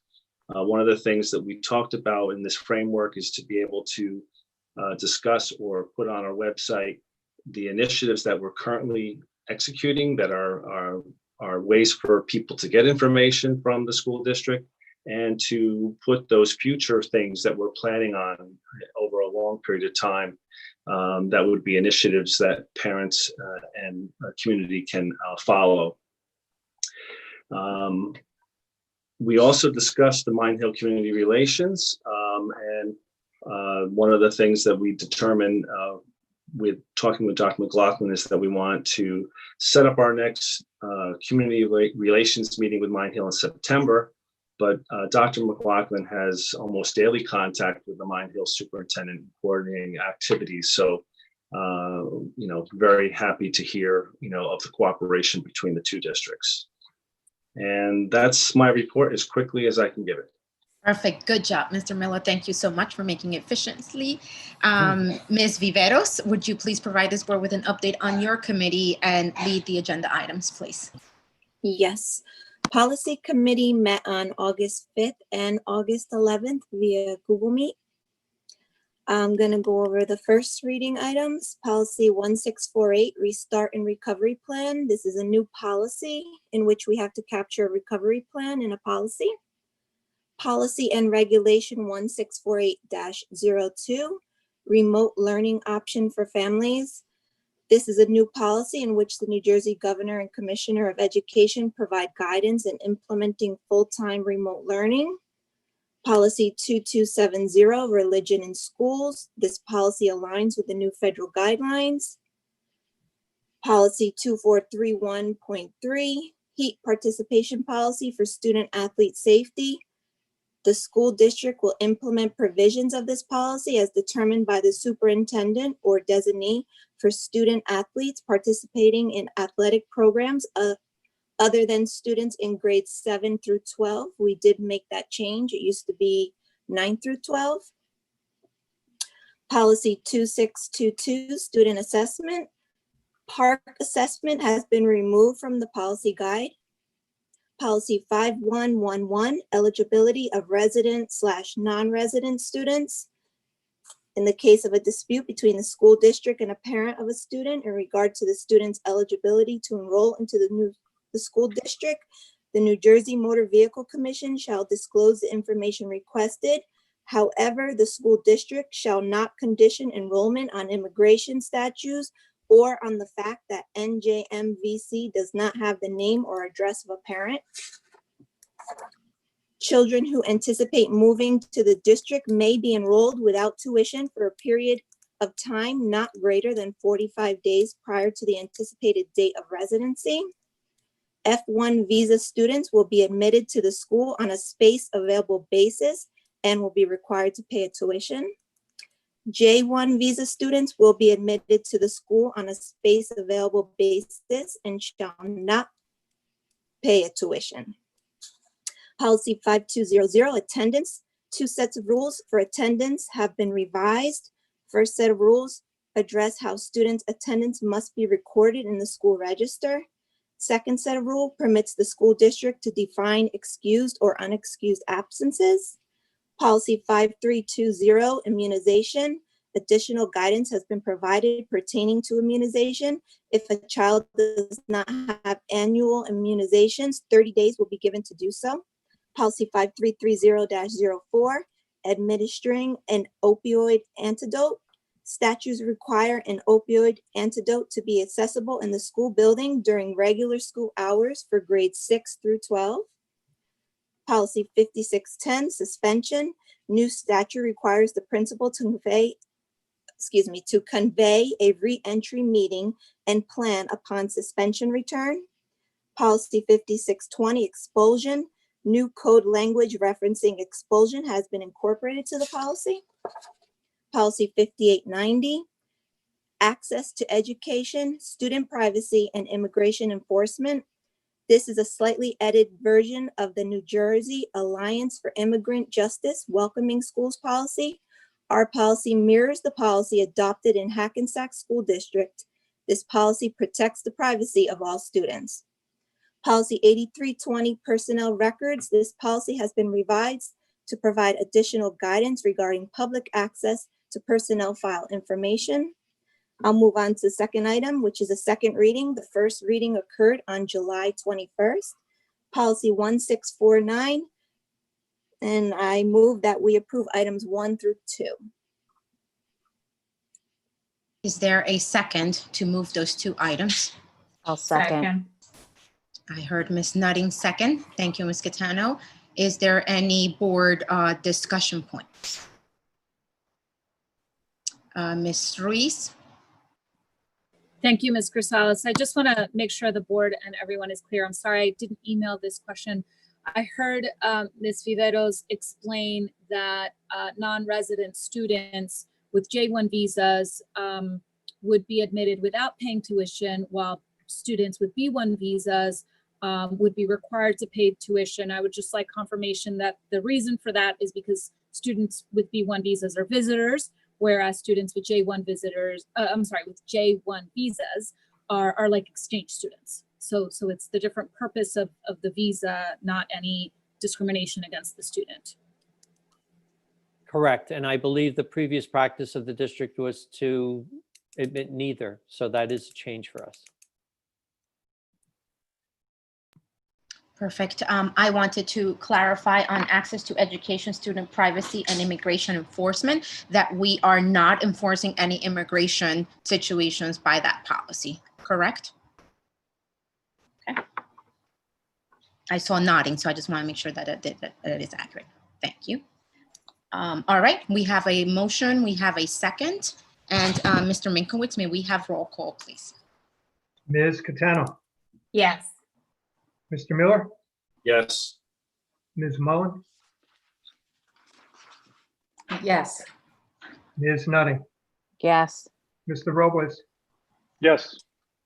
Ms. Ruiz, Yes. Dr. Sainer, Yes. Ms. Viveros, Yes. Ms. Grisales.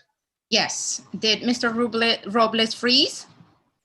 Are you still there? Sorry, I Okay, lost the good. audio, so I'm trying to connect. No problem. Wanted to make sure we didn't lose you. Just wanted to also clarify that all those policies in item 1 will now be available on the website before our next meeting. So the public can access and review those before our final approval. Great, thank you. If we can move on to finances. Dr. Sainer, would you please lead the update and lead the board agendas, please? Thank you, Ms. Grisales. We met on August 12th. The majority of our conversation was about the changes to our state aid. But in addition, we have, as a district, contracted help with payroll. We have switched a few months ago to a new payroll system. And so we have contracted help to get up and running with that as we transition. As a nice side effect of that, we found a significant tax overpayment. So that's a good thing. And the board members will notice that we will no longer receive the extra services report. This was a report that showed payments to predominantly maintenance and transportation employees who received overtime, and Ms. Mullen informed us as to why. We had been receiving that, but the administration informed us that this was a very time-consuming report to complete, and it was only for the board. It was not used internally. So as a compromise, we have agreed to get both a mid-year and end-of-year report on these payments. That is all we talked about, I think.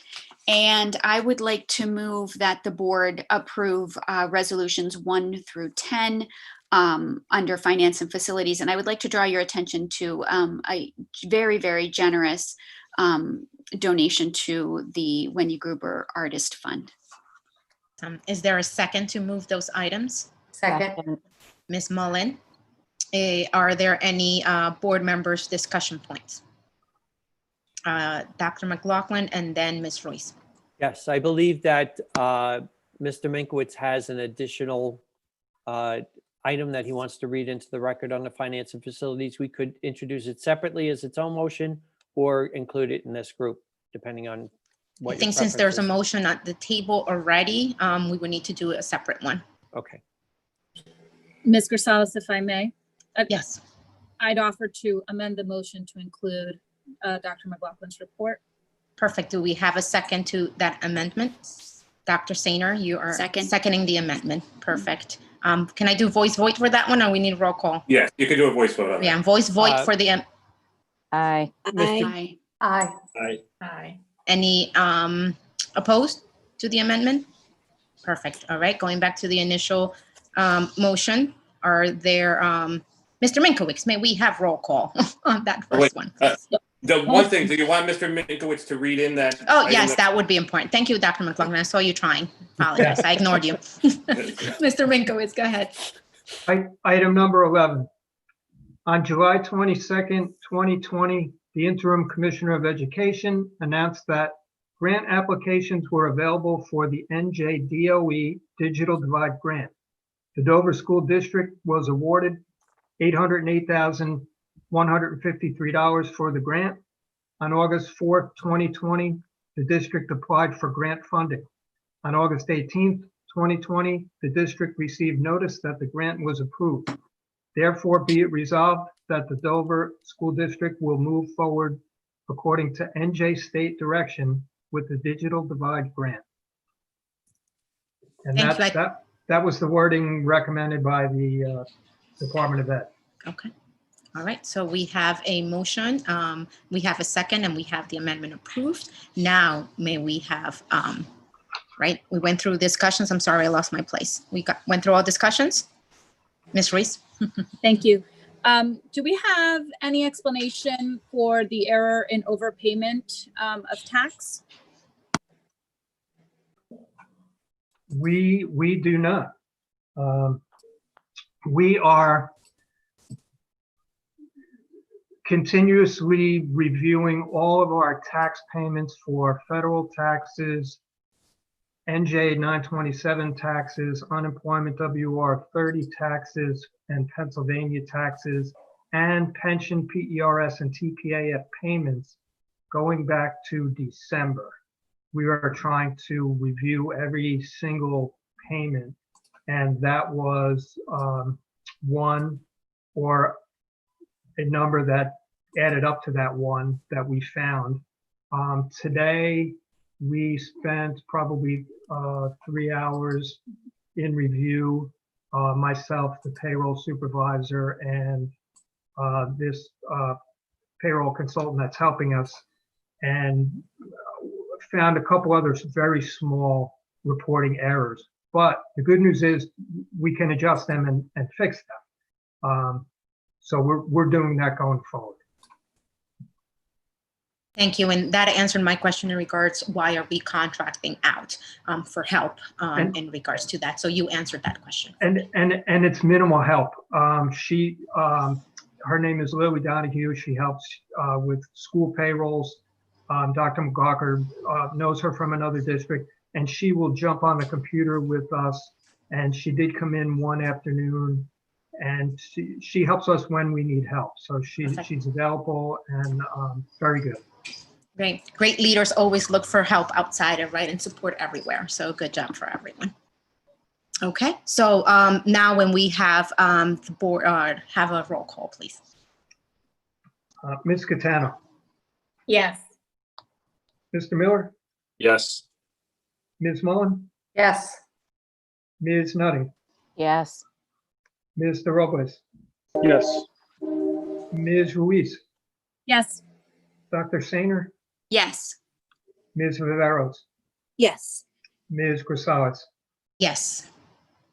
I see that we have appointments on the agenda, but I see no appointments. Is that No accurate? appointments. That's Perfect. accurate.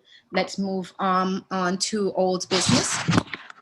I have two old business, well, 1.5, depending on what the board would like. I have one official one to discuss the the Dover Board of Education draft for Code of Conduct, right, that everyone received in email about 2 weeks ago, I believe. We had a second request after the deadline that we really discussed about submitting items in regards to anti-racism awareness training. So that's all I have, old business. Anyone else have anything so we can time things? Nope. Okay. I'm thinking about 10, 15 minutes at most for each item.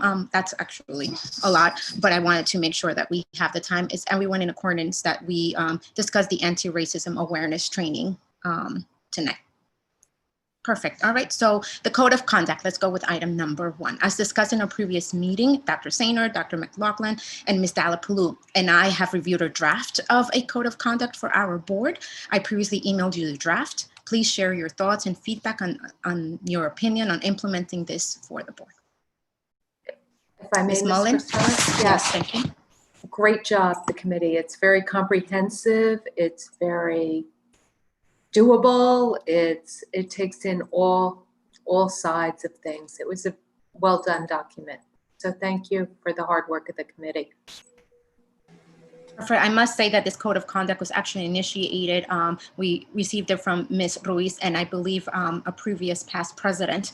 So it was started from them too. So we need to thank them. I believe it was Ms. Shower, correct, Ms. Ruiz, and yourself. So it really their job, and we just kind of updated it and included, social media and things like that on there. So I won't take the full credit for that. Thank you. But thank you. Okay. And if I may, yes. Ms. Gonzalez, the proposed code of conduct actually comes from the New Jersey School Board Association materials that we all received upon orientation. Former President Sue Shower proposed a policy a few years back. I proposed some edits. And I think since that time, I proposed a few more edits. I think Mr. Miller proposed a few more edits. I think then Dr. Sainer and Ms. Grisales proposed a few more edits. So it's really a very collective effort. And I would move that our board adopt this code of conduct moving forward and post it on our website to remind us and the public of what we are committing to. Perfect. Is there a second for that before we do discussion? Since there's a motion on the table. I second the Dr. motion. Sainer. Okay, second to adopt. Mr. Miller, no, I made you doctor. Mr. Miller, you have some comments? Dr. Miller, that works for me. Gotta earn it. So, this came about because we talked about the recommendation from Ms. Peterson on the board practice to social media. So, the only thing I want to say is that when board members speak, it has more impact and community members take it to heart when we say things that could affect board business. So, my question is, does this I see that the one line, consider the reason for an impact of a comment or question prior to speaking at the board table in the community or posting on social media. So in regard to the issue with the SRO, which that's the only reason why I brought it up was based on that comment. Does this code of conduct help with that situation? I think that, excuse me, in that specific situation, no, because I think it's First Amendment that Ms. Ruiz, shared whatever she shared. It might not have been what the board approved of in the past or what the board may change in the future. To answer your question shortly, I don't think it does. I think that you're alluding to that First Amendment right, and I don't think that we will ever be able to take that away through a code of conduct or in any other situation. So I don't know if it will. I think it's up to our discretion as board members to know what's crossing a boundary or not, and then something unethical is very different. And then First Amendment, I think that those are three different things. So I think it sets the precedent, it sets the baseline and expectations for us to, as public, volunteers and public officials, to act as what we think is best for the position that we're in and for the community, our teachers, our students. So that's my opinion. Any other board members to answer Mr. Miller's question? Yes, Ms. Ruiz. My practice and what I hope the board would adopt is that we address our comments to the board president. So I will not address Mr. Miller. I will, however, clarify that the intent of this code of conduct, as I explained, this started with former board president Sue Shower and myself with the help of Charlene Peterson well before I even had a Twitter account. So the intent of this conduct policy is not to address any specific recent event.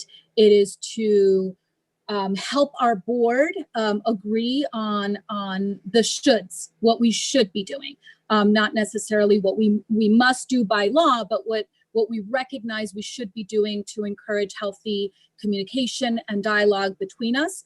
And I certainly felt when a code of conduct was presented when I was first on the board, that the intent was rather to silence me, which is why I specifically chose to edit it to ensure that the impact was for the benefit of the full board. And that's why I welcome the edits from Mr. Miller, Dr. Sainer, and Ms. Grisales to ensure that it is as comprehensive as it is. If we were to read it, it really talks about ensuring we don't discriminate against our students based on any factor. It ensures, it touches upon social media, but also about preparing for the board meeting by reading the bylaws, by following Robert's Rules of Order. It talks about conduct with each other, but also with staff and with administration and the public. So I really welcome that it is so comprehensive and really can be a guide for all of us and not just I see you. Carol, stop posting on social media. It's more comprehensive than that. Okay, Mr. Robles, Dr. Sainer, and then if no one else has anything that has not spoken, then Mr. Miller again. I just have a question to try to understand, as Ms. Ruiz just mentioned, it's a should document. I know there's certain things that are by law, certain things that we can and can't do. So my question is, what if we as a board feel that something here is not being followed? What is the consequence or what is the process for addressing those situations where we feel like something is perhaps stepping outside of the boundaries of what we are saying here on this, and again, I know some of it might be discretion, like, whether we feel like as a board that people are really taken into consideration, or are they just not, as the wording is here, yes, taken into consideration. Correct. How is that defined? Yes, Mr. Robles, and it really is not if we are breaking the shoulds that we're establishing right now, we're all agreeing, just like when we sign up for this position, right? When we say we're going to be ethical and we don't follow the code of conduct, then you'll have to come and have a conversation with myself and maybe with the administration and with the board, and we'll have to really discuss about what's going on. As long as we're transparent and honest and respectful, it's really what we would need to do. And then now we would have to, it's different thing when it comes to as an unethical behavior. That's a whole different, process that we don't get involved with. So I think it's important that we do understand what would be the outcome of not following this code of conduct for us as boards. I know that there's interchanges that specifically Ms. Reese responds to this. All right, and then we'll go Ms. Sainer, Dr. Sainer and Mr. Miller. Go ahead, Ms. Reese. There are many ways that a society can change the behavior or the conduct of a person. So there are punitive ways which we are so accustomed to, right? If you take the cookie, you won't be allowed to go out. This is not that. This is something that we are preventatively and in a spirit of collaboration choosing to adopt, if we so choose, to abide by. So it's not punitive. It's not, ex-board member, if you don't do everything that's on here, you'll be kicked off the board, or we'll file ethics charges, or we won't talk to you anymore. It is a proactive, we all agree that if we follow this, we will have a more conducive conversation on the board. And if we kind of take a peek at it every time before a board meeting, or if we consult it before we post on social media, or have a conversation with a community member at the grocery store, if we kind of internalize it will improve our effectiveness, which we know improves student achievement. So it's not a, you violate this, you'll be punished. It is something that we commit to and aspire to abide by. Dr. Sainer? I'm agreeing with a lot of what other people said, but it's a comprehensive group norms, right? We are agreeing as a group that these doing or not doing these things make us more effective as a Board of Education, which ultimately benefits our children. Yes. I think it also gives us a point that if someone is not adhering to the code of conduct, then that is a point which any board member could have a conversation with another board member and say, we agreed to do or not to do, and I think you did, or you, whatever. But you can have that conversation then, and then agree, right, together to agree to the code of ethics and be an effective board member, which ultimately makes us a more effective board, which benefits our children. Perfect, good. Mr. Miller? So the thing is, we already have sworn to the code of ethics. We've already been sworn in. This is just a checklist of things to follow, not something that we have to adopt. We're already doing this. But I also want to mention that I did not direct my comment to anyone or a particular situation. I just wanted to have a dialogue on this. Could be anybody that could be putting something in social media that doesn't realize that it could affect employees that are within the district, making comments about different things that shouldn't happen, even if it's your private action, because the code of ethics says, I will recognize that authority rests with the Board of Education and will make no personal promises nor take any private action that may compromise the board. So in looking at some of the other cases that was within the state, when we make comments in general that affect employees that we have working for us, it does make an impact on our ability. And the fact that there was so much conversation in the public, and even from teachers who feel that they don't make comments on Facebook because they have to be careful because of their position as a teacher. So I just want us to be more mindful. I don't think that we need to adopt this, what is here, because we're already doing that. I was really trying just to address social media, and that was it. Okay, so it was a different take for you. And one theme that I do hear from the different sides, it's really about our behaviors and ethics or conduct. So there's a motion on the table. Mr. Miller, obviously you expressed your desire, regarding your voting. I think we are ready, if no one else has any other comments, to take a vote in adopting this code of conduct. Perfect, all right. Roll call, please. Ms. Catano? Yes. Mr. Miller? No. Ms. Mullen? Yes. Ms. Nutting? Yes. Mr. Robles? Yes. Ms. Ruiz, Yes. Dr. Sainer, Yes. Ms. Viveros, Yes. Ms. Grisales, Very excited, yes. Perfect. So we move on to item number 2. Ms. Viveros and Dr. Sainer presented anti-racism awareness training and an update on one of our board goals. Ms. Grisales, this is short and sweet. Ms. Viveros and I have reached out to a number of organizations that provide training. We have that information. We have a very tentative plan, and we would ask the board to form an ad hoc committee to further express the plan that we can then bring back to the board. And so all we're asking is an ad hoc committee charged with providing a plan for anti-racism training, which is one of our board goals. And hopefully an additional member would be nice, so that we had just a little bit more help as we move forward with the plan. Okay, so in order to, I've never done an ad hoc committee. So, May I make a motion? Ms. Grisales, I make a motion that the board form an ad hoc committee to come up with a plan to provide anti-racism training, which is one of our board goals. Perfect. Is there a second for that? Second. All right, Mr. Miller, you second. Ms. Ruiz, was that discussion or trying a second? Joyfully second. But All Mr. right. Miller beat me to it. Well done. Is there any other discussion points for this motion?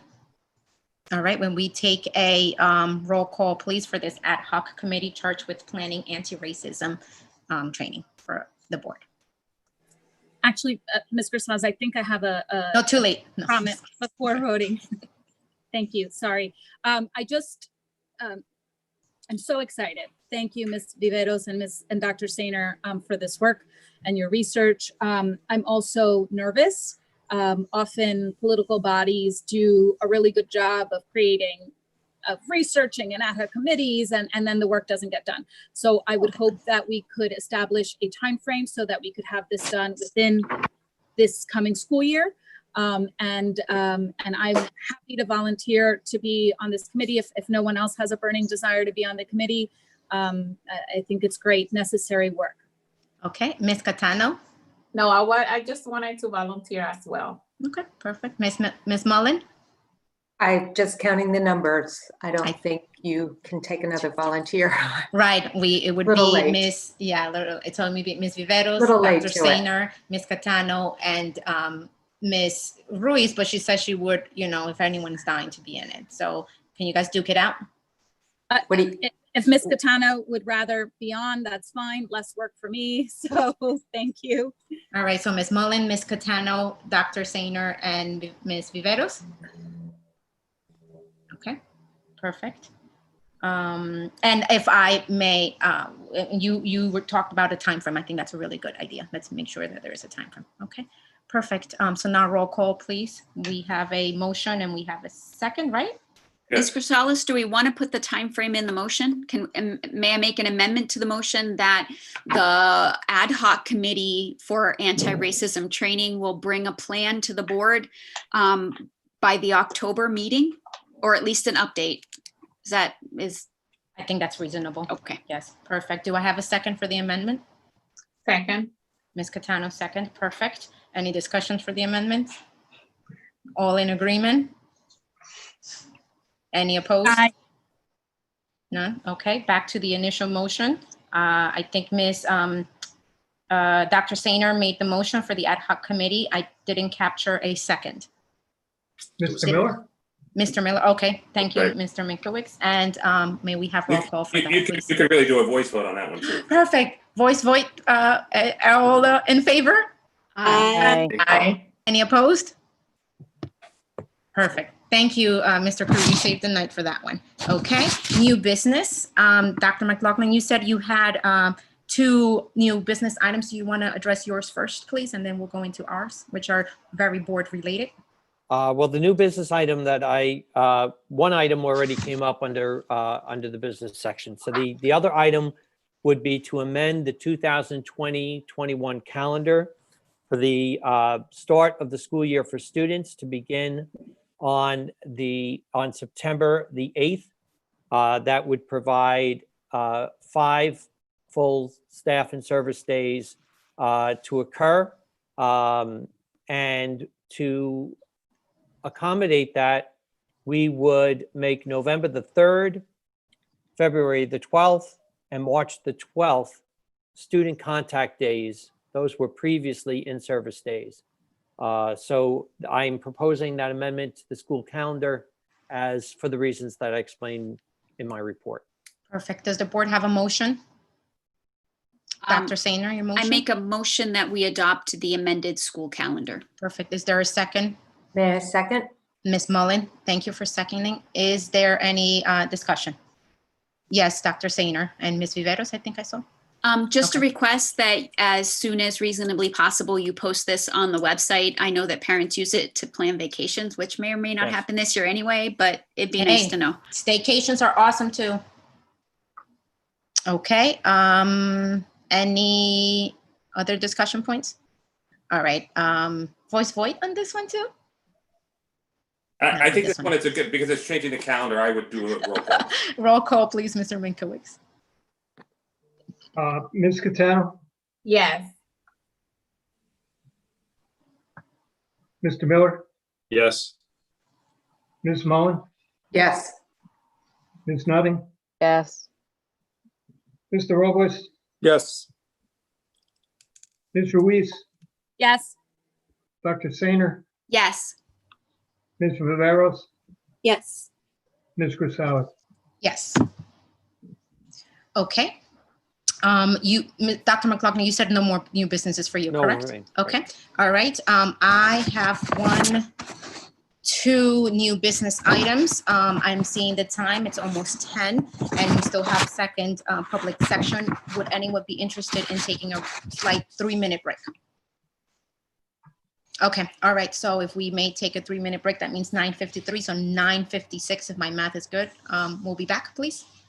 I do, Ms. Crisales? Yes. I don't know if Ms. Nutting wanted to Yes. say something before we adjourned. Ms. Nutting. Ms. Rosales, if I may, if we take the break, unfortunately, I can't anymore. I have a very bad migraine and understand. I'm very nauseous. Oh, So no. I I'm hope- going to call it a night and course. I apologize to everyone. No problem, no need to apologize, Ms. Nutting. I hope you feel better. Thank you. Okay, good night. All right, Good we'll night. see you guys in 9:56.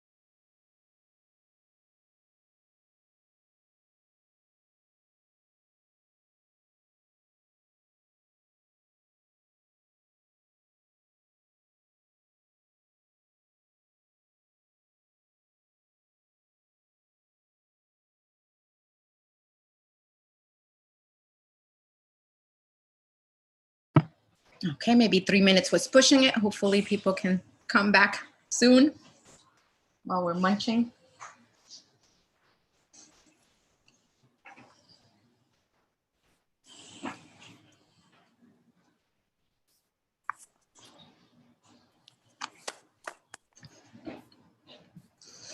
I got you, Ms. Viveros. Okay. Did you, I think, Ms. Viveros, you lost, also in another part of the meeting, you were gone, right? Were you able to, okay. I just saw someone trying to wait in and not sure if they were allowed in, so glad you're in. Okay, Ms. Ruiz, are you there? Dr. Sainer? Perfect. Do we have quorum? 1, 2, 3, 4, 5, 6. Okay. We'll give it a few more seconds, and if not, Dr. Sainer, we are going to start without you. Perfect. Okay. All right. We left off in new business. So one of the things that was brought up, I've received a few comments, questions from board members about how we can make the meeting more efficient and time sensitive for the best decision-making process. 1 second, please. I hear a lot of background noise.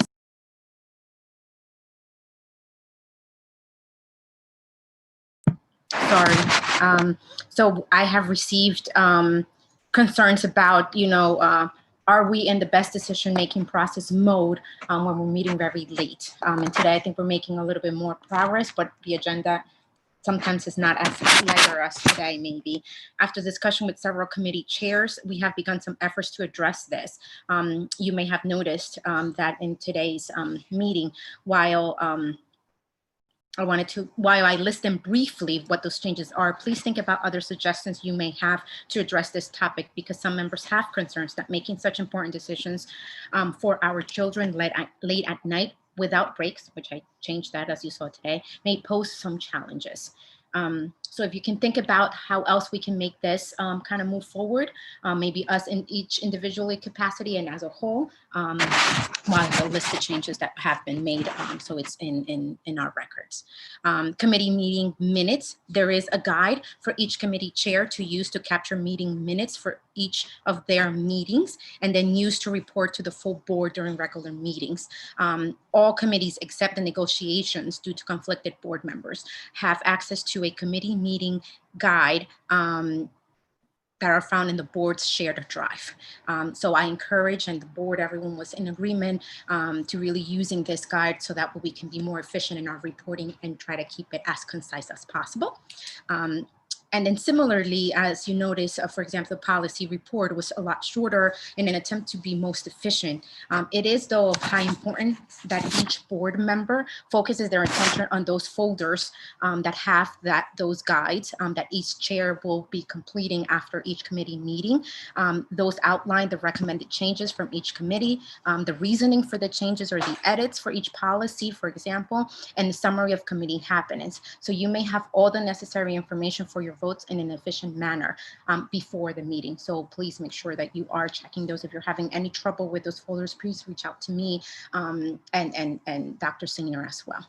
Another effort that we've tried to do is really for that folder that Dr. Sainer and I started for board members. Again, that's in the shared drive. And here we did that to ensure that you have adequate resources for running an effective board meeting and shared leadership, of course, because that makes things more effective and efficient. So that's something that we really will continue to add things as we come up with any other or run into any other resources. If you have any ideas, please reach out to us so we can make that happen. Are any of you had enough time to think while I talk about other ideas or things that we could incorporate? I see Ms. Ruiz and then Mr. Miller. Thank you, Mr. Salas. To the extent that it does not cause a hardship for the administration, maybe considering starting a little bit earlier, because with the virtual meetings, I know they go late, we have chock full agendas, a lot changes at the state level. I think we're gonna go into at night, but for example, today we started 6:45, it's 10 o'clock, probably still gonna go another 30 minutes at least. So maybe starting earlier if that is not a hardship for the administration. And obviously for the board members, if we can all make it, we don't have to commute, so maybe that makes it easier. Dr. McLaughlin, do you have a response to that? It's not a hardship for the administration. That's a quick one. I think it's probably more a hardship later at night, I assume, for school personnel have to wake up a lot earlier than a lot of other people, I assume. All right, is that, before we move on to any other ideas, is that something that the board members can consider, can give me actual times? What's the earliest that you can do? And obviously Ms. Nutting is not here, so I would want to consult with her. Dr. Sainer? Just could I do a doodle poll, and I'll just pick a random date and I'll start at maybe 5 o'clock, and you list all the times you can make it. And then that way we'll be able to see who can make it when. You are the doodle poll queen. Yes, ma'am, please. I don't think anyone opposes to that.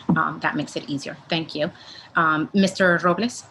I was just going to say, in regards to that, we just need to be mindful of people. I know right now we're remote, but if people start returning back to work, that could influence our availability for people to connect earlier. Correct. Yes. And I think that's, it may be something that we do now, and then we have to change it later if it doesn't work, if it's earlier. Okay. And I just had another comment. I don't know if Please. I don't know if you gave the space to Miller before you gave to me, so I'm sorry. Oh, did I skip anyone? Miss Mullen? Thank you, Miller. Mr. Miller. Oh, Mr. Miller. Oh, Mr. Miller's used to it. I always forget about it. I'm sorry. It's okay. The question I have is that I attempted to use the template that you gave us for the committee reports, but it's locked and it's limited information you can put in the boxes. It doesn't expand. And so you said not to edit it, but for what they're asking for, it doesn't really work for our committee because we don't really reach conclusions or make decisions. So you can see what I put in the folder was the cover sheet, and then I had to do minutes the old-fashioned. Oh, it's a guide. It's not like it has to be done, right? It's a guide. It may not fit, especially because your committee is a little different. You're probably more reporting on what, like you did, what's happening on each committee, on each meeting that you're attending. So that's. But I just wanted to mention it wouldn't expand. So that is weird. If people wanted to put more information, it doesn't work. Did other chairs experience that? Because I saw actually, I don't know if you saw in the other committees, I didn't think.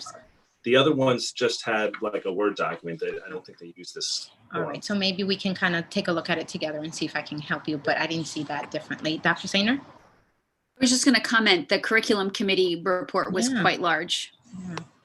Okay, all right, maybe it's the version. Yes, Mr. Robles. I was just going to ask, for those committee minutes, are you sending an email when they're in there? Like obviously the chairs are notifying you in any kind of way? Are we?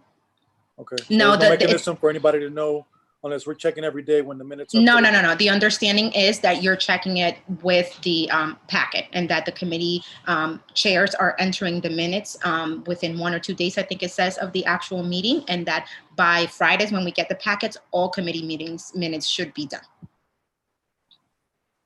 The packets you're saying before the meeting, the meeting scheduled for that Tuesday. Correct. Mm-hmm. Yep. And actually, for this weekend, for this time, most were in by, I checked on Sunday night, and they were mostly in. There was only one missing that we still had to kind of make a decision on. I just think it would be helpful, and again, it's just a suggestion, that if, a committee meets and they have their minutes ready way before that date, that before the Tuesday or that Friday before the Tuesday, that it gives us more time to read them, except instead of reading it all at once on that Friday. So if that's a good suggestion. It's up to the chairs if they have that time. We're trying to be as efficient. If they could quickly say, hey, everyone, or Diana, let them know, and that they're in, I would be more than happy to do that. So as chairs, you can certainly make that decision. Yes, Ms. Viveros. The only issue I have is I usually put mine in by Thursday, Friday, but once I see the agenda, I switch it around so it's in identical order to our agenda. So then I have to amend mine. So that's the only issue I have for policy. Oh, but the content will be the same. It's just the order that changes. Yeah. So I think, guys, when you have your meeting and you complete it, you send us and let us know in order. Okay. All right. Any other ideas? We said it started earlier, the minutes, the reports, anything within the meeting that we should or can do differently? Okay. Well, if you think of anything, please let us know. Okay. All right, I wanted to make sure my second new business item was New Jersey School Boards Association is holding their annual workshop for educators and board members completely virtual this year from the 20th to the 22nd of October. 7 out of 9 of our board members are able to attend. I am very excited for that. If any other board members are interested, please reach out to Mr. Minkowitz as he has to register us, or is it done? Ms. Grisales? Yes. Ms. Grisales, I think we have 9 interested. Yeah, that's super exciting. Okay, perfect. Thank you for the update. I'm very happy. And I hope that we all are going to learn so much more. So thank you for everyone for taking that time. Okay, any other board members have any other new business? Yes, Ms. Ruiz.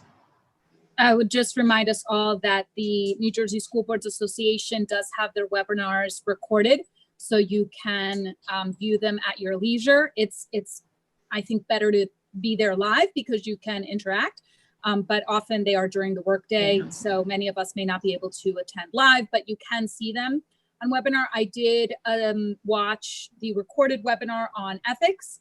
I think Dr. Stainer shared that link with all of us. And I believe that that's one of the webinars that we all agreed we would watch as part of our goals. So, so it's there if you haven't seen it yet. Perfect. Thank you for the reminder, Ms. Ruiz. Okay, is that all? Then to our second public comment section. The board recognizes the value of public comment on educational issues and the importance of allowing members of the public to express themselves on school matters. To ensure fair and orderly expression of such comment, each statement should be held a period to 3 minutes. Mr. Crute, you'll be in charge of that, right? I believe I saw you last time as well. Public comments limited to items on this agenda and any other shall be entertained for approximately 30 minutes. And Mr. Crute will also hold us accountable to those 30 minutes, right? I can help with that if needed. Upon the discretion of this presiding officer, since this is a virtual meeting occurring during the COVID-19 health crisis, public comment has been solicited through the Google form on the district website. Please understand that the public comment portions of our agenda are not structured as question and answer sessions, but rather they are offered as opportunities for you to share your thoughts with the board. The board may or may not respond to public comments. However, all comments are considered and will be investigated and addressed as appropriate. Please be courteous and mindful of the rights of others when providing comments. Comments may not be abusive, obscene, threatening, or irrelevant. Please understand that students and employees have specific legal and private protections. The board is not permitted to respond in public to comments about students or employees. Please be advised that you are commenting at your own risk. Any public comments that are directed at a particular individual or individuals could subject you to legal liability of defamation. Ms. Ruiz, do you want to start with the comment of Ms. Haida that is non-agenda related, please? Yes, Jahaira López Elías, se puede reingresar nuevamente a la escuela si te diste de baja en los últimos meses. May you re-register again to school if you had dropped out in the last few months. Next comment, Mr. Minkowitz, please. There's comment from Anahi Hernandez, 111 Clark Street. Police officers must continue being inside every school. Ms. Grisales, if I may, I just don't know I don't know where we are on the document. Okay. Oh, I'm sorry. That was one comment that was on the agenda items, but on the other. Yes, we moved it over. So now I'm on the not restricted agenda items page. And non-restricted meaning that it's not only left for agenda items, correct? Correct. Thank you. This one is from Anna Riofrio, 33 Belmont Ave. When are the kids starting online remote and what time? The next one is from Lucy Toledo, Guy Street. I appreciate the opportunity to express our concerns at this time. After all this quarantine, most of our kids didn't have the opportunity to develop one of the most important skills for children and adolescents, social skills. Since this is not the first time in the first place that we're asking for it, I hope this new year a social skill group will be established in our district. Please let us know how is the process going. At the same time, I would like to take the opportunity to ask the board to provide all the resources for the class to be virtual, conducted with the teachers and be interactive, not like last year that was basically online videos. Our kids need teachers leading the learning process in live video. Please note that this is not my only voice. It is also the concern of many parents that maybe are not able to send their concerns this way. Thank you. The next comment is Darren Carney, Hillside Ave. On August 4th, Dover submitted their reopening plan to the New Jersey State Board of Education in compliance with the Road to Reopening guidance document. This past week, the governor announced schools that could not open and maintain the minimum safety standards could then reopen virtually. It appears the district has now taken the position it cannot comply with the plan they only recently submitted. What are the minimum safety guidelines that the district feels it could not meet, and what is the plan/timeline to address them? Because of the experience my children had last spring, I have concerns about virtual learning. Will the administration be reviewing lesson plans? How often are teachers expected to communicate with students? Will classes be live or will students be given assignments?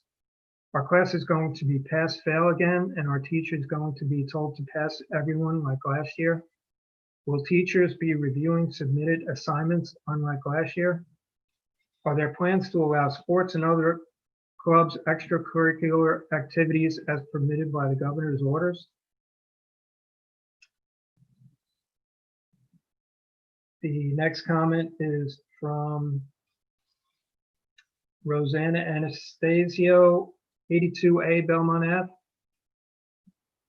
Good evening, members of the board. As a mom of 3 and just learning the we will start the school. Let me start again. Good evening, members of the board. As a mom of 3 and just learning, we will start the year virtually. I'd like to express my concern. In my opinion, I am glad we are starting the school year virtually, since with all the students we have in Dover, I don't know how we can open the school with protocols needed. But what I would like to see this year is that instead of just having the kids do their work on the web-based programs, I would like to see the teachers getting on a Zoom class or a Google Meet to teach the kids what they need to do on a day-to-day basis so they can understand better what they have to do instead of trying to figure it out while doing it online. I know from personal experience that my son would get really frustrated when he could not understand something. And although the teachers were very good in sending web videos explaining the subject, it was not the same since it was still hard to understand. This is why I would like the teachers to get a virtual class to explain to them how they have to do their work for a couple of hours and they can keep working on their own.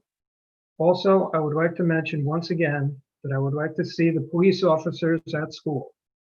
I feel more comfortable with their presence there.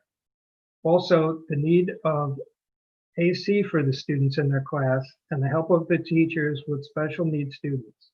Thank you for your time to hear our concerns. The next comment is Claudia Malaev, 44 Beach Street. I want virtual classes for my daughter so she can learn better. The next comment, Anahi Hernandez, 111 Clark Street. I would like to suggest that since Dover will be having remote learning, students should be taught by their teachers virtually. Students should be obligated to turn on their screens while teachers are teaching. Maybe not the full 7 hours of school day, but at least the basic subjects. Tutoring should also be provided as an extra help tool. The next comment is in Spanish. From Maffer Orrala, West Fairview Ave. Ahora que las clases serán de manera remota, es un gran reto para maestros y padres, pero deseamos que haya interacción de maestros y alumnos como en otros distritos. Que no solo sea que los maestros dejen las tareas y los padres tengamos que hacer cumplir a los niños con las mismas. Es de mucho apoyo para los niños sentirse guiados por el representante escolar, en este caso el maestro o la maestra del salón. Por favor, tomen en consideración esta directriz, que se plantifique. Soy mamá de unas gemelas que van a primer grado en la North Dover y un adolescente que irá este año a middle school. Muchas gracias. Mafer Orrala states, now that the classes will be in a remote fashion, it is a great challenge for teachers and parents. But we wish that there be interaction between teachers and students like in other districts, that not only it be that teachers assign homework and that the parents have to make the children complete it. It is of great support for children that they may feel guided by their school representative, in this case, their classroom teacher. Please take into consideration this directive into your planning. I'm the mother of twin girls that are headed to first grade in North Dover and an adolescent that will attend middle school this year. Thank you very much. The next comment is from Karina Arbeles, 120 Clark Street. Good evening to all. Now that the district has moved forward with full remote learning, is it possible to have teachers actually teach the lessons, whether it be through Zoom or Google Classroom? There has to be a way for the students to be taught the lessons instead of just handing the lessons to complete and watch videos regarding the lesson. I have 3 children, one in first grade, the other in 5th grade, and my eldest in 11th. The spring semester was quite difficult for us as a family because there were some lessons the children could not understand, and I would have to come home from work and teach them if I understood it. It would take us hours to finish one day of lessons. Any help with that regard would be greatly appreciated. I do want to thank the board members and specifically the superintendent for doing everything possible to keep our children safe by providing the option of full remote learning. The next comment is Kevin Pillsbury, 183 North Sussex Street. Dear board, I'm pleased to hear that students have been given laptops to help facilitate their online learning during the next school year. It's great, but for a lot of students who don't have access to Wi-Fi and who may not have a good work environment at home, there is still an issue. When it comes to remote learning, these situations continue to put the students in most need at a disadvantage. I advise that the schools address this problem by looking into ways to give these kids access to Wi-Fi and an environment that can benefit their learning. Recently, I've been made known of a local business suffering during COVID that is essentially an internet lounge that has beautiful work areas. The business is Co-work Studio on 69 King Street. The owner's name is Juan Nido. Their website is coworkstudio.com and their telephone number is, and he gives the telephone number. If the students could teach, if the school could reach out and figure something out, I believe that places like this could be very beneficial to the students during and after the pandemic. The next item is,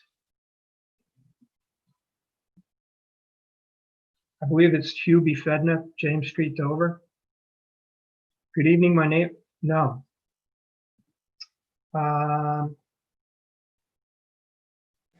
It's Mr. John Coniglio. Okay. Mr. Yeah, I'm having trouble with my screen being I know, yeah. too small. Good evening, my name is John Coniglio. I am the president of Dover Education Association. I'd like to begin by commending our Dover School District in the decision to start the year 100% virtual. As we all know, nothing can replace in-person and face-to-face learning. However, I am proud that our district has realized that the safety of our staff and students comes first and foremost before anything else. As teachers, we cannot wait to return to our schools when they are deemed safe, but rest assured that our teaching staff has put forth some great virtual lesson plans for Dover students, and we will do everything in our power to ensure that our Dover community receives top-notch education we deserve. Secondly, I would like to address something that came up at last month's meeting, school resource officers, more commonly known as SROs, and their presence in our schools. I'm not speaking tonight in regard to whether or not SROs belong in schools or not, as that is a discussion for another time. However, what I most certainly will address is the negative perception that our Dover SROs have been given during this ongoing dialogue this summer, during these board meetings and in the media. All of our SROs have been painted with such a negative brush, and I could tell you from firsthand experience, this could not be further from the truth. I've heard nothing but great things about our SROs and how they interact with our Dover students. Could some SROs in other districts display some of these negative attributes that have not been shared in meetings and in the media? That could be possible, as I obviously do not know what goes on in other districts. What I do know is that this negativity does not apply to the SROs in our Dover schools. The students are excited to see them. Our SROs engage in positive conversations with our students, and our SROs are genuinely interested about the well-being of our children and the learning that is taking place in our classrooms. With that being said, there are definitely people out there that feel that SROs do not belong in schools, and that is their opinion, and that is perfectly fine. I encourage people to share their opinions, and we should not shut people down because we don't agree with them. However, to publicly bash our Dover SROs to strengthen that opinion is shameful when they've been doing such a wonderful job with our students. Keep in mind, our SROs are not part of our Teachers Association union, so I'm not saying this because I represent them. I am saying it because I do.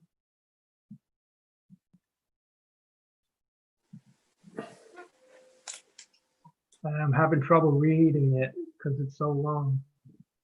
I can finish it for you. That would be great. Okay, because I do not believe in bashing an entire group of people to support a personal opinion, and I could not stand to see them degraded over and over when it is not warranted. Whatever decision is made in regard to SROs being a part of our Dover schools, please know that they are all great people and don't deserve this negative attention in any way, shape, or form. Thank you. And once again, thank you all for supporting a 100% virtual start to our school year. We will all make the best of this unique situation and make the school year a highly successful one. We just hit the 3 minutes, but it seemed like you were at the end. So. Thank you. The next one is from Hubie Fedna, James Street. You're muted, Diana. Mr. Minkowicz, thank you. 1 second, please. I'm like, why isn't he hearing me? I believe we started our 30 minutes at 10:02. Is that correct? You're doing the same thing as I did. Sorry, I just did. Yeah, no, it started at 10:10, so we were up at 10:40. Okay, thank you so much. Go ahead, Mr. Minkowicz. Hubie Fedna, James Street. What is the job description of an SRO? Is their activity with school grounds public record? Do they enforce school policy like a security guard? Do they act as a deterrent for school shootings? What is the board's thoughts on more resources allocated on more intervention programs since Dover Public Schools don't have a history of gun violence? The next one is Kevin Pillsbury, 183 North Sussex Street.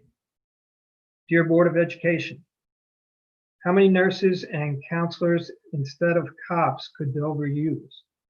In the wake of high-profile school shootings, many schools over the past decade have invested scarce educational funds into putting more police in schools.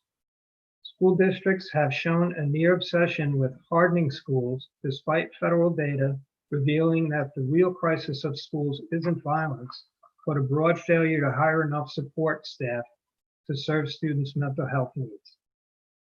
School counselors, nurses, social workers, and psychologists are frequently the first to see children who are sick, stressed, or traumatized, especially in low-income districts. The benefits of investing in mental health services are clear. Schools with such services see improved attendance rates, better academic achievement, and higher graduation rates, as well as lower rates of suspension, expulsion, and other disciplinary incidents. Data shows that the presence of school-based mental health providers not only improves outcomes for students, but also can improve overall school safety. By contrast, there is no evidence that increased police presence in schools improves school safety. Indeed, in many cases, it causes harm. When in schools, police officers do what they are trained to do, which is detain, handcuff, and arrest. This leads to greater student alienation and more threatening school climate. The next comment is from Claudia Mulave, 44 Beach Street. That's a repeat, I think, Mr. Minkowitz. Okay. The next one is Lynn Laurie, 10 Hillside Ave. Since closing of schools in March, students without internet or technology for learning until this time are at a high risk of falling behind their grade level. Dover is not like the rest of Morris County. That should be no surprise to anyone with any connection to Dover. Therefore, Dover needs to be creative and come up with learning opportunities that address our Dover students, families, and community that meet those needs. It seems to me that the high-risk students could potentially be brought into the schools in small groups to keep them up to grade level. Even with hotspots, that may not be enough. Do we know if these at-risk students have a quiet place to log in their class, or are they living in a small apartment where there isn't space enough for them to learn? I think it's a wise choice to do remote learning for the majority of the district. It will work. I would like to hear more creative ideas that address Dover's specific needs for the most at-risk students. I'm very worried about them. Next comment is Sue Shower, 346 West Clinton Street. Good evening. In reference to the code of conduct issue, with reference to BOE members making comments under their First Amendment right, please, Mr. Crute, revise the issue of comments about the job and responsibilities of employees. Let us remember that SRO officers at this point and over the past year have been contracted and salaried employees. BOE members do not have the right to discuss their need or performance on social media. Thank you. That's all I have now. Again, thank you, everyone. It's great to see the amount of public comments during these two sections. It's good to see the community involvement. Are there any comments that, I'm sorry, I'm looking to see if there's any that I can comment on, Dr. McLaughlin, that you would like to address? A lot of them were answered with your extensive report, and I think with a lot of our discussions. Are there any that you specifically would like to comment on at this No, time? I don't think so at this time. I think a lot of the comments came in before the report, so hopefully that answered many of the questions. I also don't want to preclude some of the specific school plans that are coming out with some very specific data. So at this point, I wouldn't comment further than what we already have. Okay. If I may, Mr. McLaughlin, one of the questions, first one, Jahaira Lopez, can she re-enroll? Would you provide information on how she can re-enroll her student? Call our registrar. Senora that's on our website. The registrar has a phone number right there, and that's the best way to handle that. You happen to know that number by memory? Not by heart, okay. but no problem. I will. Miss Jahaira Lopez, was that the correct name, Carol? I believe so. Señora Jahaira López, usted preguntó acerca de cómo volver a inscribir a su hijo o hija. Por favor, conéctese con la página del distrito a Dover, www.dover-nj.org. Vaya a registraciones, lógico, puede cambiar todo el lenguaje a español y ahí va a encontrar el teléfono de la persona encargada para las registraciones. Dr. McLaughlin, what is the name of the registrar? Is it Mr. Cruz? Es el señor Cruz. Señora López sería la persona indicada. Ms. Grisales, if I may, I do have that number from our website if you'd like to share it. Beat Please, me to go it. ahead. Go ahead. La señora López puede comunicarse directamente con el Departamento de Registración al 973-328-6239. And Mrs. Lopez can communicate directly with our registrar at 973-328-6239. Thank you, everyone. Is there any other comments from the board in regards to our public comments? Okay. Is there a motion to conclude our meeting this evening? Make a motion that we end our board meeting tonight. Is there a second to that to Second. close at 10:32? Ms. Catano is seconding it. All in favor? Any opposed? Aye. Perfect. Thank you all. Have a good evening. Thank you. Night. Good night. Good night.